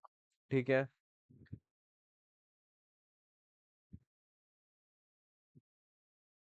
रिंकू कंवर कह रहे हैं विपरीत। मधु तो तोमर कह रहे हैं सेम होगा। ठीक है। जयश्री पाटीदार समानुपातिक। ठीक है। और ठीक है, तो यहां पर फिर से दोस्तों आपको आरपीएससी ने फंसा लिया है। चलो अब मैं आपको एक उदाहरण देता हूं, फिर आपको मेरे को बताना है कि ये कैसा संबंध है। ठीक है। एक मेरे पास ए विद्यार्थी है और एक मेरे पास बी विद्यार्थी है। ए विद्यार्थी है, दौड़ेगा कितना, 100 मीटर, मात्र 100 मीटर। ठीक है। जो बी विद्यार्थी है वो कितना दौड़ेगा, वो दौड़ेगा 5 किलोमीटर। ठीक है। तो मैं यहाँ लिख देता हूँ, एक कितना दौड़ रहा है, 100 मीटर। ये रहा ए। ए कितना दौड़ा है, 5 किलोमीटर, या मैं इसको लिख सकता हूँ 5,000 मीटर। ये कितना दौड़ रहा है, बी। तो अब मेरे को बताओ, जब आप 100 मीटर दौड़ रहे हो या 5 किलोमीटर दौड़ रहे हो, तो आपका जो भार, यानी कि आपकी जो तीव्रता होगी, यानी कि कार्य करने की दर किस में अधिक होगी? पहले तो ये चीज बताओ। तीव्रता होगी, यानी कि आप किस में आप अपना पूरा जोर लगा दोगे, 100 मीटर दौड़ने में या 5 किलोमीटर दौड़ने में? किसको, किसी कार्य को आप कर रहे हो तो किस दर से कर रहे हो, उसे कहते हैं हम तीव्रता। तो तीव्रता किस में अधिक होगी, 100 मीटर दौड़ने में आप एकदम फास्ट दौड़ोगे या 5 किलोमीटर दौड़ने में आप एकदम फास्ट दौड़ोगे?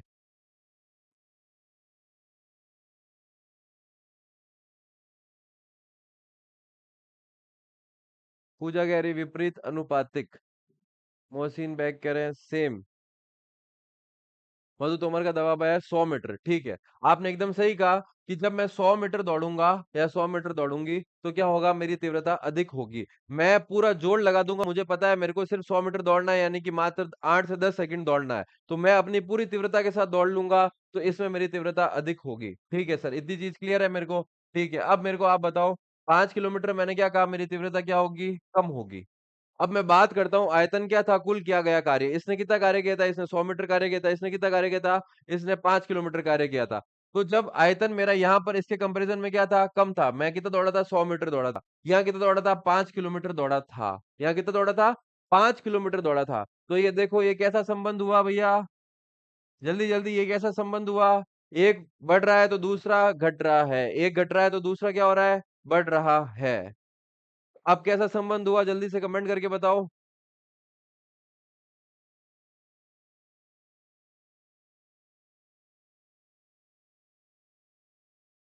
जल्दी जल्दी, चीज समझ आई आपको? जब मैं 100 मीटर दौड़ रहा था, मेरा आयतन क्या था? कम। पर उसी के साथ मेरी तीव्रता क्या थी? बहुत अधिक थी, क्योंकि मुझे पता था मेरे को इतना ही दौड़ना है।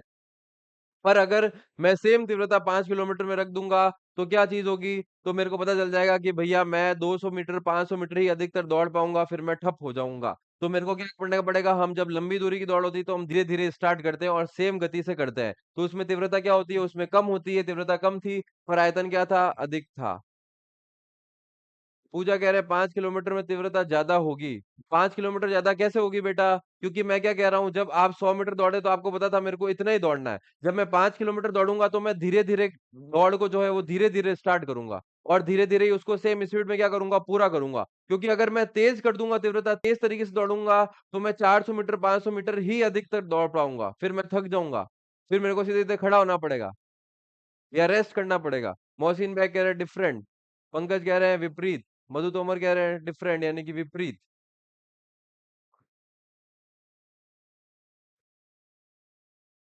ये चीज क्लियर हो गई कि इन दोनों का संबंध भी कैसा होगा? विपरीत होगा।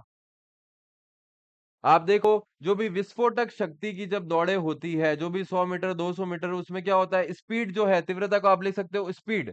तो आप देखो, जब 100 मीटर दौड़ोगे तो आपकी स्पीड क्या रहेगी? अधिक रहेगी। जब 5 किलोमीटर दौड़ोगे तो आपकी स्पीड क्या रहेगी? आपकी स्पीड रहेगी कम। ठीक है, पूजा कह रहे हैं 100 मीटर में अधिक होगी और 5,000 मीटर में कम तीव्रता होगी। ठीक है, अब क्लियर है। आप इसको स्पीड से भी देख सकते हो कि स्पीड किस में अधिक होगी। स्पीड तो 100 मीटर में अधिक होगी, तो मैंने तीव्रता को बढ़ा दिया। स्पीड 5 किलोमीटर में कम होगी, तो मैंने तीव्रता को क्या कर दिया? घटा दिया। तो इस तरीके से हमने ये जितने भी स्टेटमेंट थे आरपीएससी के पूरे कर दिए हैं। यहाँ से प्रश्न बनने की अधिक संभावना रहेगी आने वाले एग्जामों में। तो हमने इसको आसानी से समझ लिया है कि तीव्रता व आयतन क्या होता है, दोनों के मध्य जो संबंध है वो दोनों एक दूसरे क्या होते हैं? विपरीत अनुपातिक होते हैं। ठीक है, अब हम चलते हैं आगे की तरफ। अब आता है आइसोमेट्रिक, आइसोटोनिक, आइसोकाइनेटिक, जो हमने क्या पढ़ा था? कल पढ़ा था। ठीक है, नरेंद्र आना भी क्या है? विपरीत होगा। ठीक है भाई। अब हम क्या करेंगे? इन तीनों को देखेंगे क्या क्या होते हैं। ठीक है, कल मैंने छोटा सा आपको बताया था कि आइसोमेट्रिक को हम क्या कह रहे थे? स्थिर शक्ति कह रहे थे। और आइसो मतलब क्या होता है? समान होता है। मैट्रिक मतलब क्या होता है? मीटर होता है। मीटर मतलब लंबाई। तो समान लंबाई हो रही थी, किसके अंदर होती? आइसोमेट्रिक के अंदर हो रही थी। तो ये लिखा हुआ है अर्थ क्या है? समान यानी कि बराबर, या क्या है? लंबाई। ठीक है सर, अगला देखते हैं। आइसोटोनिक मैंने बताया था, आइसो मतलब समान, टोनिक मतलब क्या होता था? तनाव होता था। यानी कि यहाँ पर समान क्या है? सेम। टॉनिक यानी कि मांसपेशी की टोन या फिर क्या है? तनाव। अगला था आइसोकाइनेटिक, ये नया है। तो आइसो मतलब होता है समान, काइनेटिक मतलब होता है क्या? गतिशील। यहाँ पे यूनिटिक लिख दिया, ये हो गया काइनेटिक। तो इसमें थोड़ा सा चेंज कर देना, थोड़ा टाइपिंग एरर है। तो काइनेटिक मतलब होता है गतिशील, यानी कि आइसोकाइनेटिक का मतलब क्या होगा? समान गति। ठीक है सर। तो ये तीनों समान थे, आइसो मतलब समान होता है। तो एक में क्या था? एक में समान लंबाई थी, एक में समान क्या था? तनाव रह रहा था, और एक में समान क्या रही थी? गति रह रही थी। तो ये होता है सबसे पहले तो इसका मतलब। ठीक है, अब क्वेश्चन यहां से बनता है कि इसको किस किसने दिया? प्रवर्तक कौन कौन थे? किसने इसका प्रतिपादक किया? किसने इनको जो मेथड्स है इनको इन्वेंट किया? तो ये प्रश्न बनता है। सबसे पहला प्रश्न, आइसोमेट्रिक ट्रेनिंग को किसने इन्वेंट किया? तो आइसोमेट्रिक म से, ये देखो, मैं अगर आइसोमेट्रिक लिखता हूं यहां पर, ये मैंने लिख दिया आइसोमेट्रिक। अब मेरे साथ आप जहां पर भी हो, आप कमरे में बैठ के पढ़ रहे हो, आप लाइब्रेरी में बैठ के पढ़ रहे हो, आप जहां से भी लाइव इस लाइव क्लास को देख रहे हो, आपको मेरे साथ बोलना है, चाहे मन में बोलो चाहे तेज बोलो। ठीक है, तो मैं ये लिख देता हूँ आइसोमेट्रिक। अगर आप नहीं बोलोगे तो याद नहीं होगा जिंदगी में, मैं पहले बता रहा हूँ। तो इसको साथ में बोलना, और यहाँ से निश्चित तौर पर 100% क्वेश्चन आएगा। तो मैंने इसको हिंदी में लिख दिया आपके लिए कि आइसोमेट्रिक, आइसोटोनिक और आइसोकाइनेटिक। तो म से क्या होता है सर? म से मैट्रिक होता है। म से मैट्रिक होता है तो म से क्या होगा? मूलर होगा। तो ध्यान रखना, आइसोमेट्रिक के प्रवर्तक कौन है? म से मैट्रिक, म से मूलर, सबको बोलना है। म से मैट्रिक और म से मूलर। तो मूलर और हेटिंगर, हेटिंगर इनका दोस्त था। तो आइसोमेट्रिक के प्रवर्तक कौन है? हेटिंगर और मूलर। ठीक है, अगला चलते हैं। आइसोटोनिक, तो टोन आ रहा है इसमें, आप देखोगे क्या आ रहा है? टोन आ रहा है। तो टोन से क्या लेंगे? टोन का मतलब हो गया लोन, तो डी लॉन। इसको किसने दिया? D lawn. तो आपको याद कैसे रखना है? टोन से क्या बना? लोन बना, और किसने दिया? D lawn. टोन से क्या बना? लोन बना, और किसने दिया? D lawn. तो आपको याद रखना आइसोमेट्रिक, म से मैट्रिक, म से मूलर। फिर मैंने देखा आइसोटोनिक, टोन से क्या बना? लोन, तो किसने दिया? D lawn. ठीक है, अब आगे चलते हैं आइसोकाइनेटिक। तो आइसोकाइनेटिक मतलब क्या था? गति थी, यानी कि गति कैसी थी? समान थी। तो समान मैंने 2 बार लिख दिया जे जे, 2 बार लिख दिया। सेम गति कैसी थी, समान थी, तो समान क्या लिखा, 2 बार लिखा जे जे, और फिर क्या लिख दिया, पेरिन। तो आइसोकाइनेटिक किसने दिया, जे जे पेरिन। तो एक बार मेरे साथ बोलना है, आइसोमेट्रिक म से मैट्रिक, म से मूलर। आइसोटोनिक टोन से क्या बना, लोन यानी कि डी लॉन। आइसोकाइनेटिक से क्या हो गया, काइनेटिक यानी कि गति समान थी, तो जे जे पेरिन। क्लियर है भाई, इतनी चीज किस किसने दिया। आगे चलते हैं, कब दिया, यहाँ लिखते हैं ना, कौन से सन में दिया, यानी कि कब दिया, कौन से सन में दिया। ठीक है, तो कब दिया, आइसोमेट्रिक दिया 1953, आइसोटोनिक दिया 1954, और आइसोकाइनेटिक दिया 1968। सीधा सीधा याद करना है मेरे साथ, सब 1900 है आगे, 53, 54, 68। आइसोमेट्रिक कब, 53, आइसोटोनिक कब, 54, और आइसोकाइनेटिक कब, 68। तो आपको मेरे साथ बोलना है 53, 54, 68, तीनों लाइन बोलनी है, 53, 54, 68। बोलना है मेरे साथ में। अगर आप अब जहां पर भी बैठे, अगर आप नहीं बोलेंगे तो चीजें याद नहीं होगी। चाहे मन में बोलो, लाइब्रेरी में बैठे हो, घर पे बैठे हो, तो तेज बोलो, जहां बैठो वैसे बोलना है आपको, पर बोलना है मेरे साथ। क्या बोलना है, आइसोमेट्रिक म से मैट्रिक, म से मूलर। आइसोटोनिक टोन से क्या बना, लोन यानी कि डी लोन। आइसोकाइनेटिक से क्या हुआ, जे जे पेरिन। कब दिया, 53, 54, 68। ठीक है, आगे चलते हैं सर। मांसपेशी की लंबाई में परिवर्तन। क्या अब मांसपेशी की लंबाई में, मैंने आपको कहा था आइसोमेट्रिक में, कल मैंने उदाहरण दिया था कि सर आइसोमेट्रिक क्या है, दीवार को धक्का मारना। जब मैं दीवार को धक्का मार रहा था तो मेरी मांसपेशी की लंबाई सेम थी, दीवार को धक्का लगेगा ही नहीं तो मांस दीवार हिलेगी नहीं, तो मेरी मांसपेशी सेम है, लंबाई सेम है, तनाव बना हुआ है। तो यहाँ पर क्या लिखा हमने कि मांसपेशियों की लंबाई में कोई परिवर्तन नहीं होगा। ठीक है, दूसरा उदाहरण आइसोटोनिक, यानी कि मैंने आपको बताया था समान तनाव रहेगा। समान तनाव रहेगा तो क्या होगा, मेरी मांसपेशी में क्या होगा, मेरी मांसपेशियों में क्या होगा, छोटी बड़ी हो रही थी। डंबल को मैं उठा रहा था तो क्या हो रहा था, ये बड़ी हो गई, ये छोटी हो गई, ये बड़ी हो गई, ये छोटी हो गई, यानी कि ये मेरी मांसपेशी क्या कर रही है, गति कर रही है। तो मैंने लिखा मांसपेशी की लंबाई दो तरीकों से बदलती है, एक होती है सिकुड़ना और एक होना फैलना। इंग्लिश में से कहते हैं कॉन्सेंट्रिक और इसेंट्रिक। ये छोटी हुई सिकुड़ी यानी कि क्या कहलाई, कॉन्सेंट्रिक। ये फैल गई यानी कि क्या कहलाई, इसेंट्रिक। ठीक है भाई, चलो अब आइसोकाइनेटिक। मांसपेशियों की लंबाई निरंतर व लयबद्ध तरीके से बदलती है। आइसोकाइनेटिक में आपको ध्यान रखना है, जैसे कि जब हम जिम जाते हैं तो आप क्या करते हो, ट्रेडमिल पे दौड़ते हो। ट्रेडमिल पे दौड़ते हैं तो हमने क्या किया, स्पीड को सेट कर दिया कि 6 किलोमीटर की, 8 किलोमीटर की, 10 किलोमीटर की। अब क्या हो रहा है, अब हम उस समान स्पीड से क्या कर रहे हैं, दौड़ रहे हैं या चल रहे हैं। हमारी की पैरों की जो गति है वो भी क्या कर रही है, समान तरीके से दौड़ रही है या चल रही है। जब समान निरंतर रूप से आप जब दौड़ रहे हो तो आपकी क्या हो रही है, एक लय बन रही है। यानी कि यहाँ पर गति कैसी है, समान है, तो आप एक लय में दौड़ रहे हो, ट्रेडमिल पे जब दौड़ रहे हो। तो क्या हो गया, मांसपेशी की लंबाई जो है वो निरंतर व लयबद्ध तरीके से क्या हो रही है, बदल रही है। बराबर सेम टाइम से क्या हो रहा है, संकुचित हो रही है। सेम टाइम से क्या हो रहा है, फैल रही है, समान टाइम है। तो क्या हो गया, एक लयबद्ध तरीके से बदलती है। तो इसका आपको जो उदाहरण याद रखना है वो क्या रखना है, ट्रेडमिल पर दौड़ना। क्या याद रखना है, ट्रेडमिल पर दौड़ना। तो मैं लिख देता हूं, ट्रेडमिल। ठीक है, तो यहाँ पर ट्रेडमिल पर स्पीड सेट कर दी, तो आप लगातार ट्रेडमिल पर लगातार दौड़ रहे हो, तो वो किसके अंदर आ गया, आइसोकाइनेटिक, यानी कि एक लय से चल रहा है। लयबद्ध को इंग्लिश में कहते हैं रिदमिक। तो एक रिदमिक तरीके से क्या हो रहा है, मांसपेशियों की लंबाई में परिवर्तन आ रहा है। अगला, अगर चित्र के माध्यम से मैं समझाऊंगा तो आइसोमेट्रिक। आइसोमेट्रिक में क्या होगा, मांसपेशियों की लंबाई में कोई परिवर्तन नहीं आएगा।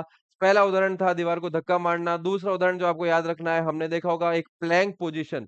प्लैंक पोजीशन की हम एक्सरसाइज करते हैं, इस तरीके से हम लेटते हैं और वो प्लैंक पोजीशन की एक्सरसाइज होती है, यानी कि यहाँ पर भी मांसपेशियों की लंबाई में कोई परिवर्तन नहीं आ रहा है।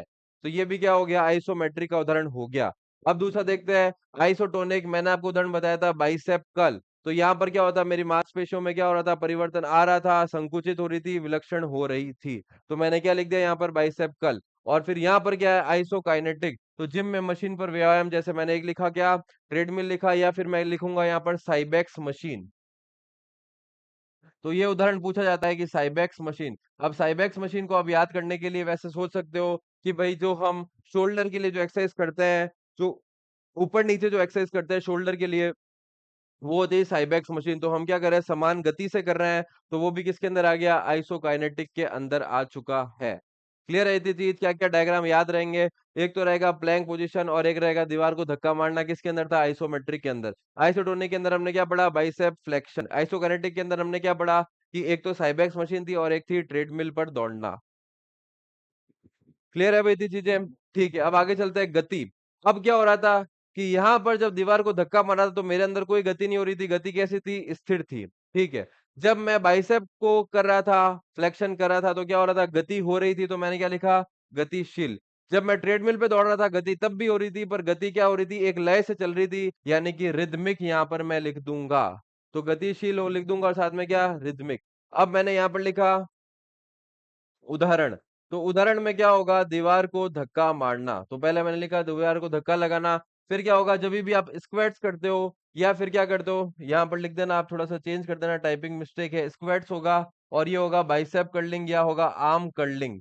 आर्म कर्लिंग क्या होता है? बाइसेप कर्लिंग को बात एक ही है। तो आर्म कर्लिंग या बाइसेप कर्लिंग। और यहाँ के उदाहरण होंगे क्या? साइकिलिंग चलाना। जब साइकिल भी चलती है तो क्या है? समान रूप से आप पैडल चलाए जा रहे हो, गति हो रही है, एक रिदम में चल रहे हो, एक लयबद्ध में चल रहे हो। दूसरा क्या था? साइबेक्स मशीन, मैंने आपको बता ही दिया। और तीसरा क्या था? स्विमिंग। जब स्विमिंग भी करते हैं तो भी क्या होता है? समान रूप से अपने हाथ पैर चलते हैं, तो वो भी किसके अंदर आ जाएगा? आइसोकाइनेटिक के अंदर आ जाएगा। अब आते हैं उदाहरण में गेम। अब उदाहरण में गेम है तो सबसे पहली चीज हमको ध्यान रखनी है, कुश्ती खेलना, जुडो, कबड्डी। तो यहाँ पर क्या होगा? इसको हटाए तो जिम्नास्टिक, कुश्ती खेलना, जूडो, कबड्डी। अब जितने भी शक्ति आधारित खेल है, चाहे कुश्ती हो, कबड्डी हो, जूडो हो, भारोत्तोलन हो, पावर लिफ्टिंग हो, वेट लिफ्टिंग, जितने भी गेम है जो शक्ति आधारित, जिसमें शक्ति का प्रदर्शन कर रहे हैं, तो वो कौन से गेम होंगे? वो सारे गेम आएंगे किसके अंदर? आइसोमेट्रिक के अंदर। आप देखो कि जैसे मान लो कि मैं वजन को उठा रहा हूँ, क्या हुआ? मैं वजन उठा रहा हूँ, मेरे से उठ नहीं रहा है, तो मैं क्या हूँ? अधिकतम समय तक तो क्या कर रहा हूँ कि इस पोजीशन में खड़ा हूँ, और 1 सेकंड के लिए वो उठेगा और मैं वापस उसको नीचे छोड़ दूंगा।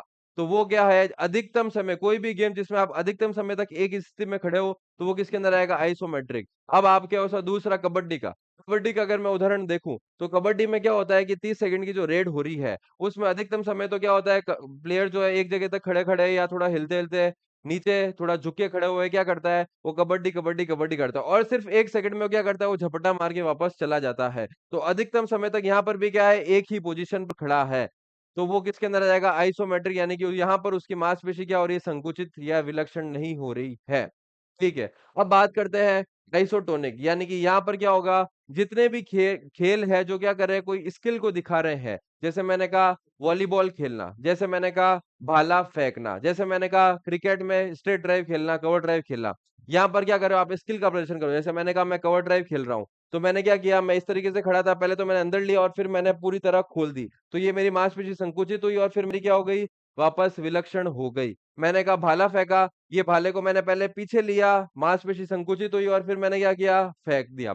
तो जितने भी ऐसे व्यायाम जो क्या है कोई कौशल को दिखा रहे हैं, मैंने कहा टेनिस में फोरहैंड खेला, टेनिस में पहले मैंने फोरहैंड ऐसे खेला और फिर मैंने इसको फैला दिया। तो जितने भी ऐसे व्यायाम जिसमें मेरी मांसपेशी संकुचित हो रही है, विलक्षण हो रही है, वो किसके अंदर आएंगे? वो आएंगे आइसोटोनिक के अंदर। तो जितने भी ऐसे कौशल होंगे वो सब किसके अंदर आएंगे? आइसोटोनिक के अंदर। अब बात आती है आइसोकाइनेटिक की। तो आइसोकाइनेटिक के अंदर क्या आएंगे? जितने भी खेल जो कि पानी के अंदर होते हैं। आपने देखा होगा रोइंग, जिसमें हम कहते हैं क्या? चप्पू चलाना। तो एक ही स्थिति में हम क्या करते हैं? चप्पू चलाते रहते हैं, यानी कि एक स्थिति मतलब मैं बात कहूं कि एक ही गति से। तो गति क्या है? यहाँ पर समान है, समान गति से चप्पू चलाया जा रहा है, स्विमिंग हो ही जा रही है, तो किसके अंदर जाएंगे? आइसोकाइनेटिक के अंदर आ जाएंगे। तो यहाँ से ये जो पेज है, यहाँ से प्रश्न बनते हैं। जो पहला प्रश्न जो बेसिकली 75 या 80% प्रश्नों में एग्जाम में पूछा जाता है, वो इन तीन ऊपर से है कि अर्थ क्या होता है, प्रवर्तक क्या होता है और कब दिया गया। आप उठा के देख लेना पेपर, यहाँ से पक्का क्वेश्चन मिलेगा। तो ये चीजें मैंने आपको रटा दी है, अगर आपने मेरे साथ बोली है तो आपको निश्चित तौर पर याद हो जाएगी। क्या था सर? आइसोमेट्रिक, म से मैट्रिक, म से मूलर। आइसो मतलब समान, मैट्रिक मतलब क्या? लंबाई, समान लंबाई। आइसोटोनिक, आइसो मतलब समान, टोनिक मतलब तनाव, यानी कि समान तनाव पर गति होगी। ये रहा बाइसेप्स। किसने दिया? टोन से बना, लोन, यानी कि डी लॉन्ड। तीसरा क्या था? आइसो काइनेटिक, आइसो मतलब समान, काइनेटिक मतलब क्या? गति। तो समान गति दो बार लिख दिया, जे जे पेरिन। कब दिया गया सर? 53, 54, 68। क्या होगा? दीवार को धक्का लगाना या क्या? Plank position. इसमें क्या था? इसमें था अपने बाइसेप कर्ल या आर्म कर्ल। और क्या? कौशल को संबंधित खेल है। इसमें क्या था? इसमें समान गति से था ट्रेडमिल या साइबेक्स मशीन। साइबेक्स मशीन का उदाहरण याद रखना। और इसके साथ क्या था? इसके साथ हमने देखा था जो भी पानी के जो खेल है, स्विमिंग है, रोइंग है, गोताखोरी है, वो सब गेम इसके अंदर आ जाएंगे। क्लियर है भाई इतनी चीजें? आइसोमेट्रिक, आइसोटोनिक, आइसोकाइनेटिक याद हो गया है तो फटाफट ऑल क्लियर लिख दो सर। अगर आपको याद हो गया तो लिख दो ऑल क्लियर सर, फटाफट फटाफट, फिर अपन आगे चलते हैं। हाँ भाई, मजा आ रहा है, याद हो रहा है साथ साथ में।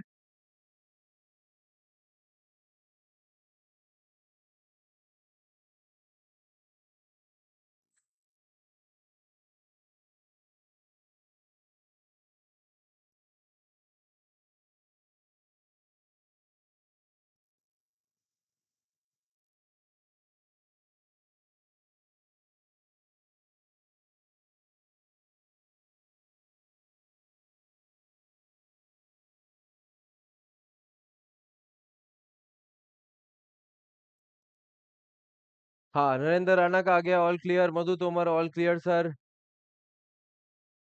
Rinku Kanwar all clear sir. ठीक है, अब हम एक एक करके सहनशीलता, शक्ति, लचीलापन, समन्वय योग्यता, इन सबको हम शुरू करते हैं। तो पहली चीज जो आपको मेरे साथ बनानी है, मैं ऊपर लिख रहा हूँ सहनशीलता। सबसे पहले हम पढ़ेंगे किसको? सहनशीलता को, जिसे हम क्या कहते हैं? एंड्योरेंस कहते हैं। तो कल मैंने एक छोटी सी परिभाषा आपको लिखाई थी, क्या? थकान की स्थिति में किया गया कार्य, उसे हम क्या कहते थे? सहनशीलता कहते थे। सर समझ में आ रहा है? ठीक है, चलो। तो अब यहाँ पर क्या होता है, जब सहनशीलता हम पढ़ते हैं तो मैं आपको कहता हूँ सहनशीलता को दो भागों में बांटा जाता है। दो भागों में बांट देते हैं सर। एक किसके आधार पर? एक बांटा जाता है प्रकृति के आधार पर। ठीक है, एक किसके आधार पर? प्रकृति, यानी कि इसमें इंग्लिश में लिख सकता हूँ किसके आधार पर? नेचर के आधार पर। ठीक है। दूसरा जो सहनशीलता है उसको किसके भागा बांटा जाता है? समय के आधार पर, यानी कि ऑन द बेसिस ऑफ क्या? टाइम। ठीक है सर, इतना बांट दिया।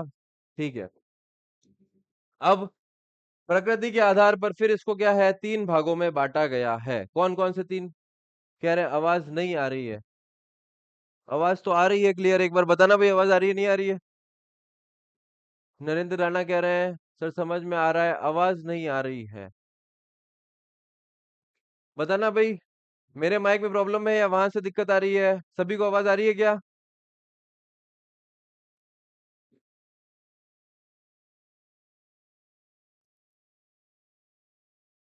क्लियर है भाई मेरी वॉइस सभी को?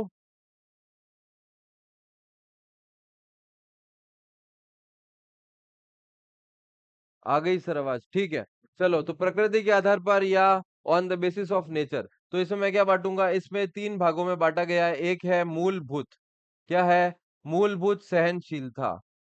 अगर मैं इसको इंग्लिश में लिखूं तो मैं लिखूंगा बेसिक, बेसिक एंड्योरेंस। ठीक है सर, आगे चलते हैं। अगला होगा सामान्य सहनशीलता। ठीक है, ये सहनशीलता आप यहाँ पर लिख देना। अगला क्या है, इसे मैं लिखूंगा तो जनरल एंड्योरेंस। ठीक है, अगला क्या है? विशिष्ट सहनशीलता। ठीक है, ये भी लिख देंगे, यहाँ पे सहनशीलता लिख देना। इसे क्या कहेंगे इंग्लिश में? इसे कहेंगे स्पेसिफिक एंड्योरेंस। ठीक है, चलो। अब क्या होता है? समय के आधार पर इसको बांटा जाता है चार भागों में। प्रकृति के आधार पर तीन भागों में, समय के आधार पर चार भागों में। ठीक है, तो समय के आधार पर सबसे पहला होता है गति सहनशीलता, इसे इंग्लिश में कहेंगे स्पीड एंड्योरेंस। ठीक है, अगला जो है दूसरा जिसे होगा वो होगा सूक्ष्म अवधि सहनशीलता। तो लिखना है सूक्ष्म अवधि सहनशीलता, यानी कि शॉर्ट टाइम एंड्योरेंस। तो लिख देना आप शॉर्ट टाइम एंड्योरेंस, यानी से लिख देता हूं शॉर्ट। ठीक है, अगला क्या होगा? मध्यम अवधि सहनशीलता। मध्यम अवधि ऐसे लिख देना, सहनशीलता लिख देना। इसको इंग्लिश में क्या लिख सकता हूँ? Medium time endurance. ठीक है, अगला क्या है? अगला होता है दीर्घ अवधि सहनशीलता। ठीक है, इसको लिख देते हैं, ये क्या होगा? Long time endurance. दिख रहा है भाई सबको इधर? क्या लिखा? Speed, short time, medium time और लॉन्ग टाइम। ये किसके आधार पर बांटा? समय के आधार पर। यहाँ पर क्या है? प्रकृति के आधार पर क्या बांटा? मूलभूत बांटा, सामान्य बांटा और विशिष्ट बांटा। ठीक है सर, इतना बांट दिया। समय के आधार पर बस आपको क्या रखना है? अब समय के अनुसार मैं बांट देता हूँ। तो यहाँ पर ऐसे खेल जिनकी समय अवधि 0 से लेकर 45 सेकंड है, वो किसके अंदर आएंगे? गति के अंदर आएंगे। ऐसे खेल जिनकी समय अवधि कितनी है? 0 से 45 सेकंड। ऐसे खेल जिनकी समय अवधि क्या है? सूक्ष्म, यानी कि शॉर्ट है, यानी कि 45 सेकंड से लेकर 2 मिनट तक है, तो वो खेल किसके अंदर आएंगे? वो आएंगे सूक्ष्म अवधि, यानी कि शॉर्ट टाइम एंड्योरेंस में। ठीक है, ऐसे खेल जिनकी समय अवधि कितनी है? 2 मिनट से लेकर 11 मिनट तक है, तो वो किसके अंदर आएंगे? वो मीडियम टाइम एंड्योरेंस यानी कि मध्यम अवधि सहनशीलता के अंदर आएंगे। अगला आता है दीर्घ अवधि सहनशीलता। ऐसे खेल जिनकी समय अवधि 11 मिनट से अधिक है, 11 मिनट से क्या है? अधिक है, तो वो किसके अंदर आएंगे? वो आएंगे दीर्घ अवधि सहनशीलता यानी कि लॉन्ग टाइम एंड्योरेंस। क्लियर है चीज? तो समय के आधार पर बस आप ये देख लेना कि जो खेल स्पीड में, गति में यानी कि एकदम फास्ट, तो 0 से 45 सेकंड में मैं लिख सकता हूँ 100 मीटर या 200 मीटर उदाहरण लिख सकता हूँ। तो यहाँ पे उदाहरण लिख दिया, मैंने लिख दिए 100 मीटर, 200 मीटर। ठीक है। अब 45 सेकंड से 2 मिनट मैं लिख देता हूँ 400 मीटर। 400 मीटर में दौड़ूंगा तो मेरे को इतना समय लगेगा। मध्यम अवधि में लिख देता हूँ कि भाई कितनी है? 2 मिनट से लेकर 11 मिनट। मैं लिख देता हूँ 1600 मीटर।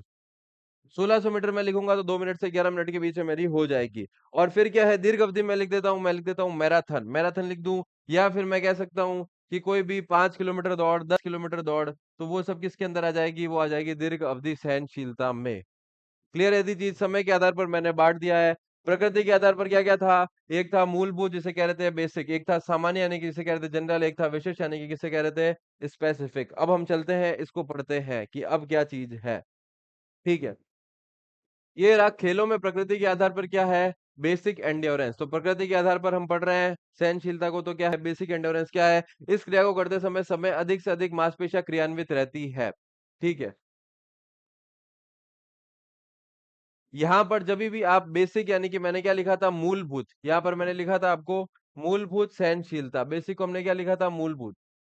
तो मैं लिख देता हूं आपके लिए, क्या है? मूलभूत सहनशीलता। यानी कि यहाँ पे जब भी आप मूलभूत सहनशीलता की बात होगी, मैंने कहा मूलभूत सहनशीलता क्या है कि मैं यहाँ से जो मेरी कोचिंग जाता हूँ वो कितने किलोमीटर? 2 किलोमीटर पे है। मान लो मैं कोई काम करता हूँ, मैं दौड़ के जाता हूँ, मैं पैदल चलता हूँ, तो यहाँ पर जो भी मूलभूत सहनशीलता उसकी, उसमें मेरे को क्या ध्यान रखना है? अधिक मांसपेशियां क्या होती है? क्रियान्वित रहती है, यानी कि अधिक से अधिक हाथ की भी, पैर की भी, सब तरह की। मैं कह रहा हूँ कि मेरे को क्या है कि थोड़ा सा वजन उठा के, मेरी मम्मी जो फ्रूट्स लेके आती है, जो फल सब्जियां लेके जाती है, वो मेरे को उठा के क्या रखना है? दूसरी जगह रखना है। तो ये भी कैसे हो गई? मूलभूत। यहाँ पे मेरे हाथ की मांसपेशियां काम हुई, चल रहा था तो मेरे पैर की मांसपेशियां, यानी कि जो अधिक मांसपेशियां जो है वो क्रियान्वित होती है इसके अंदर, वो क्रियान्वित होती है अपने मूलभूत सहनशीलता में। और यहाँ पर क्या होता है? लंबे समय तक धीरे गति के साथ थकान की स्थिति में क्या करते हैं? क्रिया को करते हैं। मैं लंबे समय तक क्या है? 2 किलोमीटर जो है रोज पैदल चल रहा था, तो लंबे समय तक मैं थकान की स्थिति में क्रिया को कर रहा था।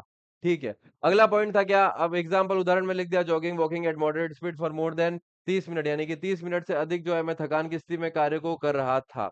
ठीक है। अगला क्या था? जनरल एंड्योरेंस, यानी कि इससे मैं क्या लिख सकता हूँ? सामान्य सहनशीलता।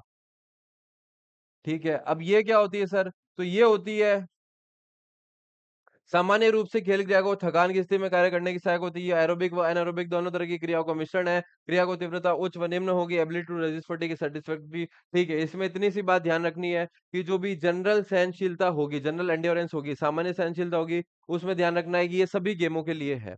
एक तो सभी गेमों के लिए है। अब जैसे उदाहरण में मैंने कहा कि हम, चाहे मैं टेनिस खेल रहा हूँ, बैडमिंटन खेल रहा हूँ, या मैं कह रहा हूँ कि मैंने कहा स्क्वैश खेल रहा हूँ, या मैंने कहा कि मैं फुटबॉल खेल रहा हूँ, या मैंने कहा मैं क्रिकेट खेल रहा हूँ, या मैंने कहा मैं एथलेटिक्स में कुछ खेल रहा हूँ, तो हम क्या करते हैं? नॉर्मली 400 मीटर, 800 मीटर क्या करते हैं? वार्म अप करते हैं, तेज गति से, कभी करते हैं स्लो गति से। तो क्या हो गया? मेरी जो तीव्रता थी वो कैसी थी? उच्च थी और निम्न थी, दोनों तरह की तीव्रता थी। अब मैं अगर 800 मीटर, 1600 मीटर कर रहा हूँ तो वो क्या हो गया? एरोबिक। मैं 400 मीटर कर रहा हूँ वार्म अप, तो क्या हो गया? N aerobic. 100 मीटर कर रहा हूँ तो वो क्या हो गया? Anaerobic. तो ये चीज क्लियर है कि एरोबिक और एनारोबिक दोनों रहेगी। और सामान्य रूप से खेल क्रिया को थकान की स्थिति में करना। आपको ध्यान रखना, जो भी हम वार्म अप करते हैं वो सभी खेलों के लिए मेनली फिक्स है कि हम क्या गए? बाहर ग्राउंड में गए और 2-3 राउंड हम काट के आ गए। कोई राउंड हमने तेज गति से दौड़ा, कोई राउंड हमने धीरे गति से दौड़ा। तो वो चीज है क्या? एरोबिक व एनारोबिक दोनों का मिश्रण होता है। और एक क्या होती है? तीव्रता क्या रहती है? उच्च व निम्न।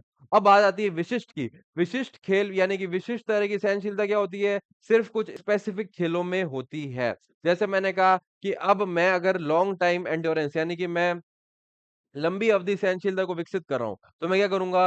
रोज के मैं 10 किलोमीटर दौड़ूंगा, 15 किलोमीटर दौड़ूंगा, 20 किलोमीटर दौड़ूंगा। तो वो सामान्य आदमी तो नहीं दौड़ेगा रोज के 10 किलोमीटर, 15 किलोमीटर, 20 किलोमीटर। तो फिर क्या होगा? तो उसे कहते हैं विशिष्ट तरह की सहनशीलता, यानी कि स्पेसिफिक टाइम ऑफ एंड्योरेंस। जो वयोबल क्षमता है, जो किसी खेल क्रिया के अनुसार थकान की स्थिति में की जाए, पर्टिकुलर कोई गेम के अकॉर्डिंग की जाए, उसे कहेंगे क्या? विशिष्ट सहनशीलता। सामान्य सभी खेलों के लिए उसे क्या कहते हैं? उसे कहते हैं सामान्य सहनशीलता।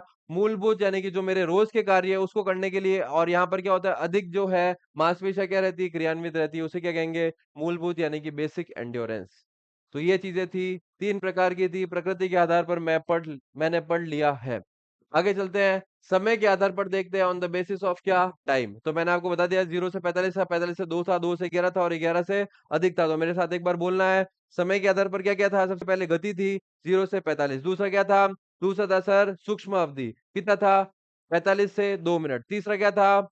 मध्यम अवधि, कितना था? 2 मिनट से 11 मिनट। चौथा क्या था? लंबी अवधि, दीर्घ अवधि, लॉन्ग टाइम, क्या था? 11 मिनट से अधिक। ये जल्दी से एक बार आप रफ नोटबुक में लिख दीजिए, फटाफट फटाफट। ठीक है, अब अपन आगे चलते हैं, क्या है? स्पीड एंड्योरेंस यानी कि गति सहनशीलता। समय अवधि देखो लिखा हुआ है, ये 0 से क्या है? 45 है। आपको लिखना है 0 से 45 सेकंड। ठीक है, उच्च गति को एक अवधि तक बनाए रखना जहां थकावट शुरू होने लगती है। यानी कि जैसे ही आप 100 मीटर दौड़ के आओगे, दौड़े तब थकावट नहीं थी, जैसे ही आप दौड़ के आए अब आपको थकान लग रही है। तो ये है स्पीड एंड्योरेंस, गति सहनशीलता। उदाहरण में लिख रखा है 100 मीटर, 200 मीटर। अब क्या है? शॉर्ट टाइम एंड्योरेंस यानी कि सूक्ष्म अवधि सहनशीलता। यहाँ पर समय अवधि कितनी है? यहाँ पर समय अवधि है 45 मिनट, 45 सेकंड से 2 मिनट। उदाहरण में लिखा हुआ है 400 मीटर।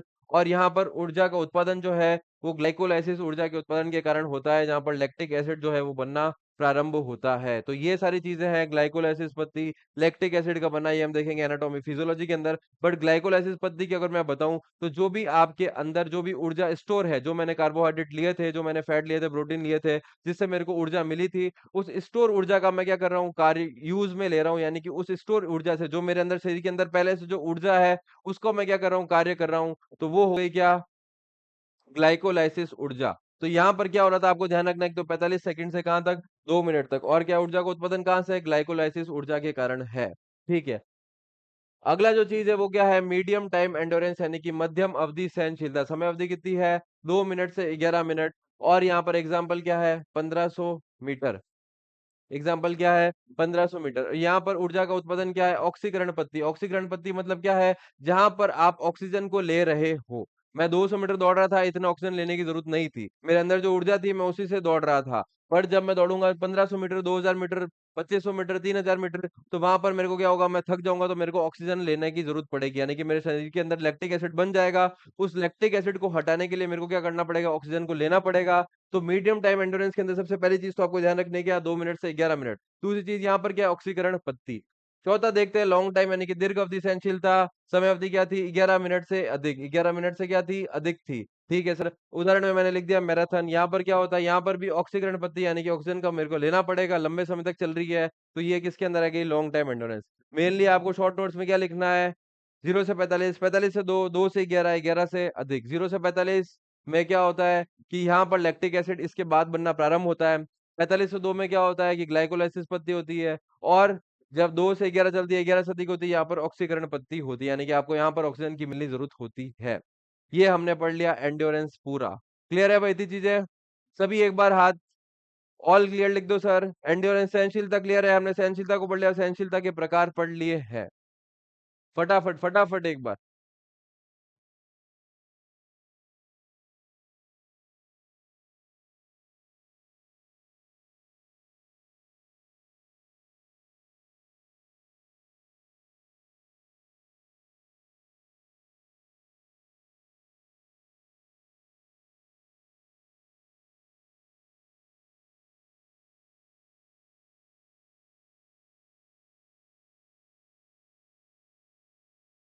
सहनशीलता क्लियर है, अब हमको आगे देखना है सहनशीलता को विकसित करने की विधि पढ़ेंगे।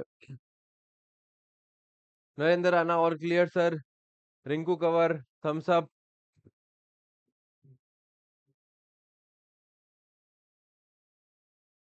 तो हमने देखा था सहनशीलता क्या होती है? थकावट की स्थिति में कार्य को जारी रखना।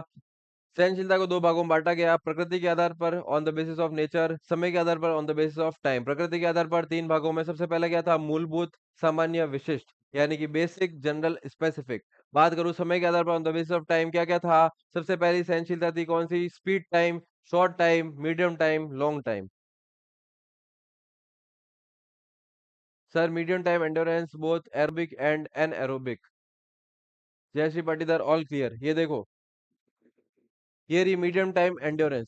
मीडियम टाइम एंड्योरेंस आप कह रहे हो 2 मिनट से 11 मिनट की समय अवधि है। अगर मीडियम टाइम एंड्योरेंस मान लो कि 2 मिनट की होती है, तो वो एनारोबिक हो सकती है। पर यहाँ पर जो आदत, अगर मैं एवरेज लूं, अगर इसका एवरेज अगर मैं निकालूंगा, तो एवरेज कितना होगा? 5 से 6 मिनट की अवधि, तो 5 से 6 मिनट की अवधि जो है वो एरोबिक ही रहेगी। आप 5 से 6 मिनट जो है एनारोबिक नहीं कर सकते। तो यहाँ पर मोस्टली जो होगी वो एरोबिक ही होगी। अगर मैं इसका एवरेज लेता हूँ 2 से 11 मिनट का, तो कितना आएगा? 5 से 6 मिनट की कोई भी आप गतिविधि कर रहे हो, जब मैं 5 से 6 मिनट करूंगा तो मेरे को ऑक्सीजन लेना ही पड़ेगा। तो इसलिए ये मोस्टली एरोबिक रहेगी। तो यहाँ पर ऊर्जा का उत्पादन क्या है? ऑक्सीकरण पद्धति के कारण होता है।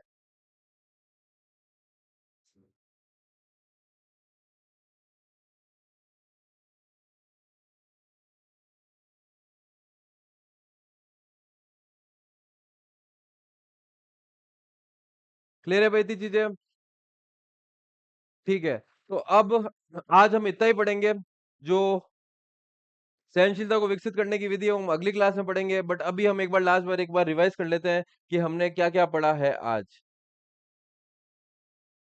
हमने स्टार्ट किया था ओपन स्किल से, क्लोज स्किल से। ओपन स्किल में हमने पढ़ा क्या? तुरंत निर्णय लेना पड़ रहा था, फास्ट रिएक्शन, क्विक रिएक्शन। जबकि क्लोज स्किल में हमने पढ़ा था कि यहाँ पर क्या था कि फास्ट रिएक्शन लेने की जरूरत नहीं पड़ती थी, हम एक प्लान कर सकते थे, योजना बना सकते थे। ठीक है सर, आगे क्या देखा हमने? आगे देखा हमने आउटर लोड यानी इनर लोड और आउटर लोड। इनर लोड और आउटर लोड यानी कि भार प्रशिक्षण के प्रकार। इनर लोड वो थे जिसमें क्या हो रहा था, आंतरिक भार वो कह रहा था जिसको हम माप नहीं सकते थे, जबकि बाहरी भार क्या हो रहा था, जिसे हम मापा जा सकता था। ठीक है। अति भार क्या होता, जो हमारी क्षमताओं के अधिक जो भार दिया जा रहा था वो कह रहा था अति भार। ठीक है सर। आगे क्या था, भार की तीव्रता। इनके हमने बहुत अच्छे से इनके सबके संबंध देखे थे। तो इनके संबंध पढ़े थे, जिसमें ऊपर के तीन जो थे वे समानुपातिक थे। फिर घनत्व और भार क्या था? विपरीत था। और तीव्रता व आयतन भी कैसा था? विपरीत था। ठीक है सर। आगे हमने ये सब चीजें देखी थी। फिर हमने देखा था आइसोमेट्रिक, आइसोटोनिक, आइसोकाइनेटिक। हमने देखा था मर्सेमेट्रिक, मर्से, मूलर और हेटिंगर। फिर क्या था, टोनिक से, टोन से क्या बना? लोन। और जे जे पेरेनका से बना था काइनेटिक से। 53, 54 और 68 सबके ये चीजें डिटेल में देखी थी। फिर हमने देखा था सहनशीलता को दो भागों में बांटा गया, प्रकृति के आधार पर, समय के आधार पर। क्या क्या था? दो भाग। एक था मूलभूत, सामान्य, विशिष्ट। एक था गति, सूक्ष्म, मध्यम और दीर्घ। तो ये चीजें हमने पढ़ी है, उसके बाद हमने चीजें यहाँ से पढ़ ली थी। तो ये था हमारे आज की क्लास का। अब हम ये पढ़ेंगे कल सहनशीलता को विकसित करने की विधियां। काफी सारी विधि है, किस किस ने दी है, क्या दी है, पर तब तक इतनी क्लास आपको क्लियर करके आनी है कल तक। क्लियर है भाई सभी को? कोई डाउट आज की क्लास में? आप आज को जाकर वापस लॉन्ग नोट्स बनाने, पीडीएफ डाली हुई है पूरी के पूरी मैंने। आपको लॉन्ग नोट्स बनाने हैं। जो चीजें मैंने क्लास में लिखाई थी उनको आपने रफ रफ नोटबुक में लिखा ही था, तो आप साथ साथ उसमें ऐड करते रहना। जो जो एक्स्ट्रा चीजें थी, जो जो पॉइंट लिखाए थे, वो शॉर्ट नोट्स में आ जाने चाहिए। तब तो रोज आप क्लास लोगे तो मजा आएगा। अगर आप रिवाइज करके नहीं आ रहे हो तो मैं जो रिवीजन कर रहा हूँ उसका कोई मजा नहीं आएगा। जब भी हम अगली क्लास लेंगे तो हम पुरानी क्लास को क्या करेंगे? रिवीजन करेंगे। वो रिवीजन का मजा तभी आएगा जब क्या किया, अगर आपने साथ में शॉर्ट नोट्स बनाए हैं तो। ठीक है भाई, अगर कोई डाउट है तो पूछ लेते हैं, नहीं तो हम क्लास को एंड करते हैं आज।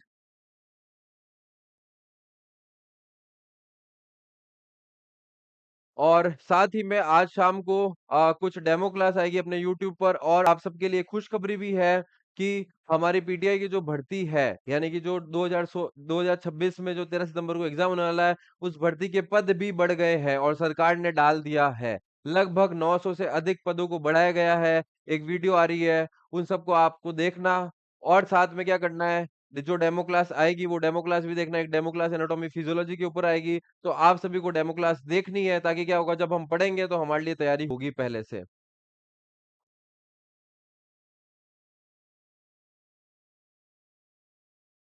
अगर क्लास क्लियर है आज की तो ऑल क्लियर लिख दो, फिर हम क्लास को एंड करते हैं।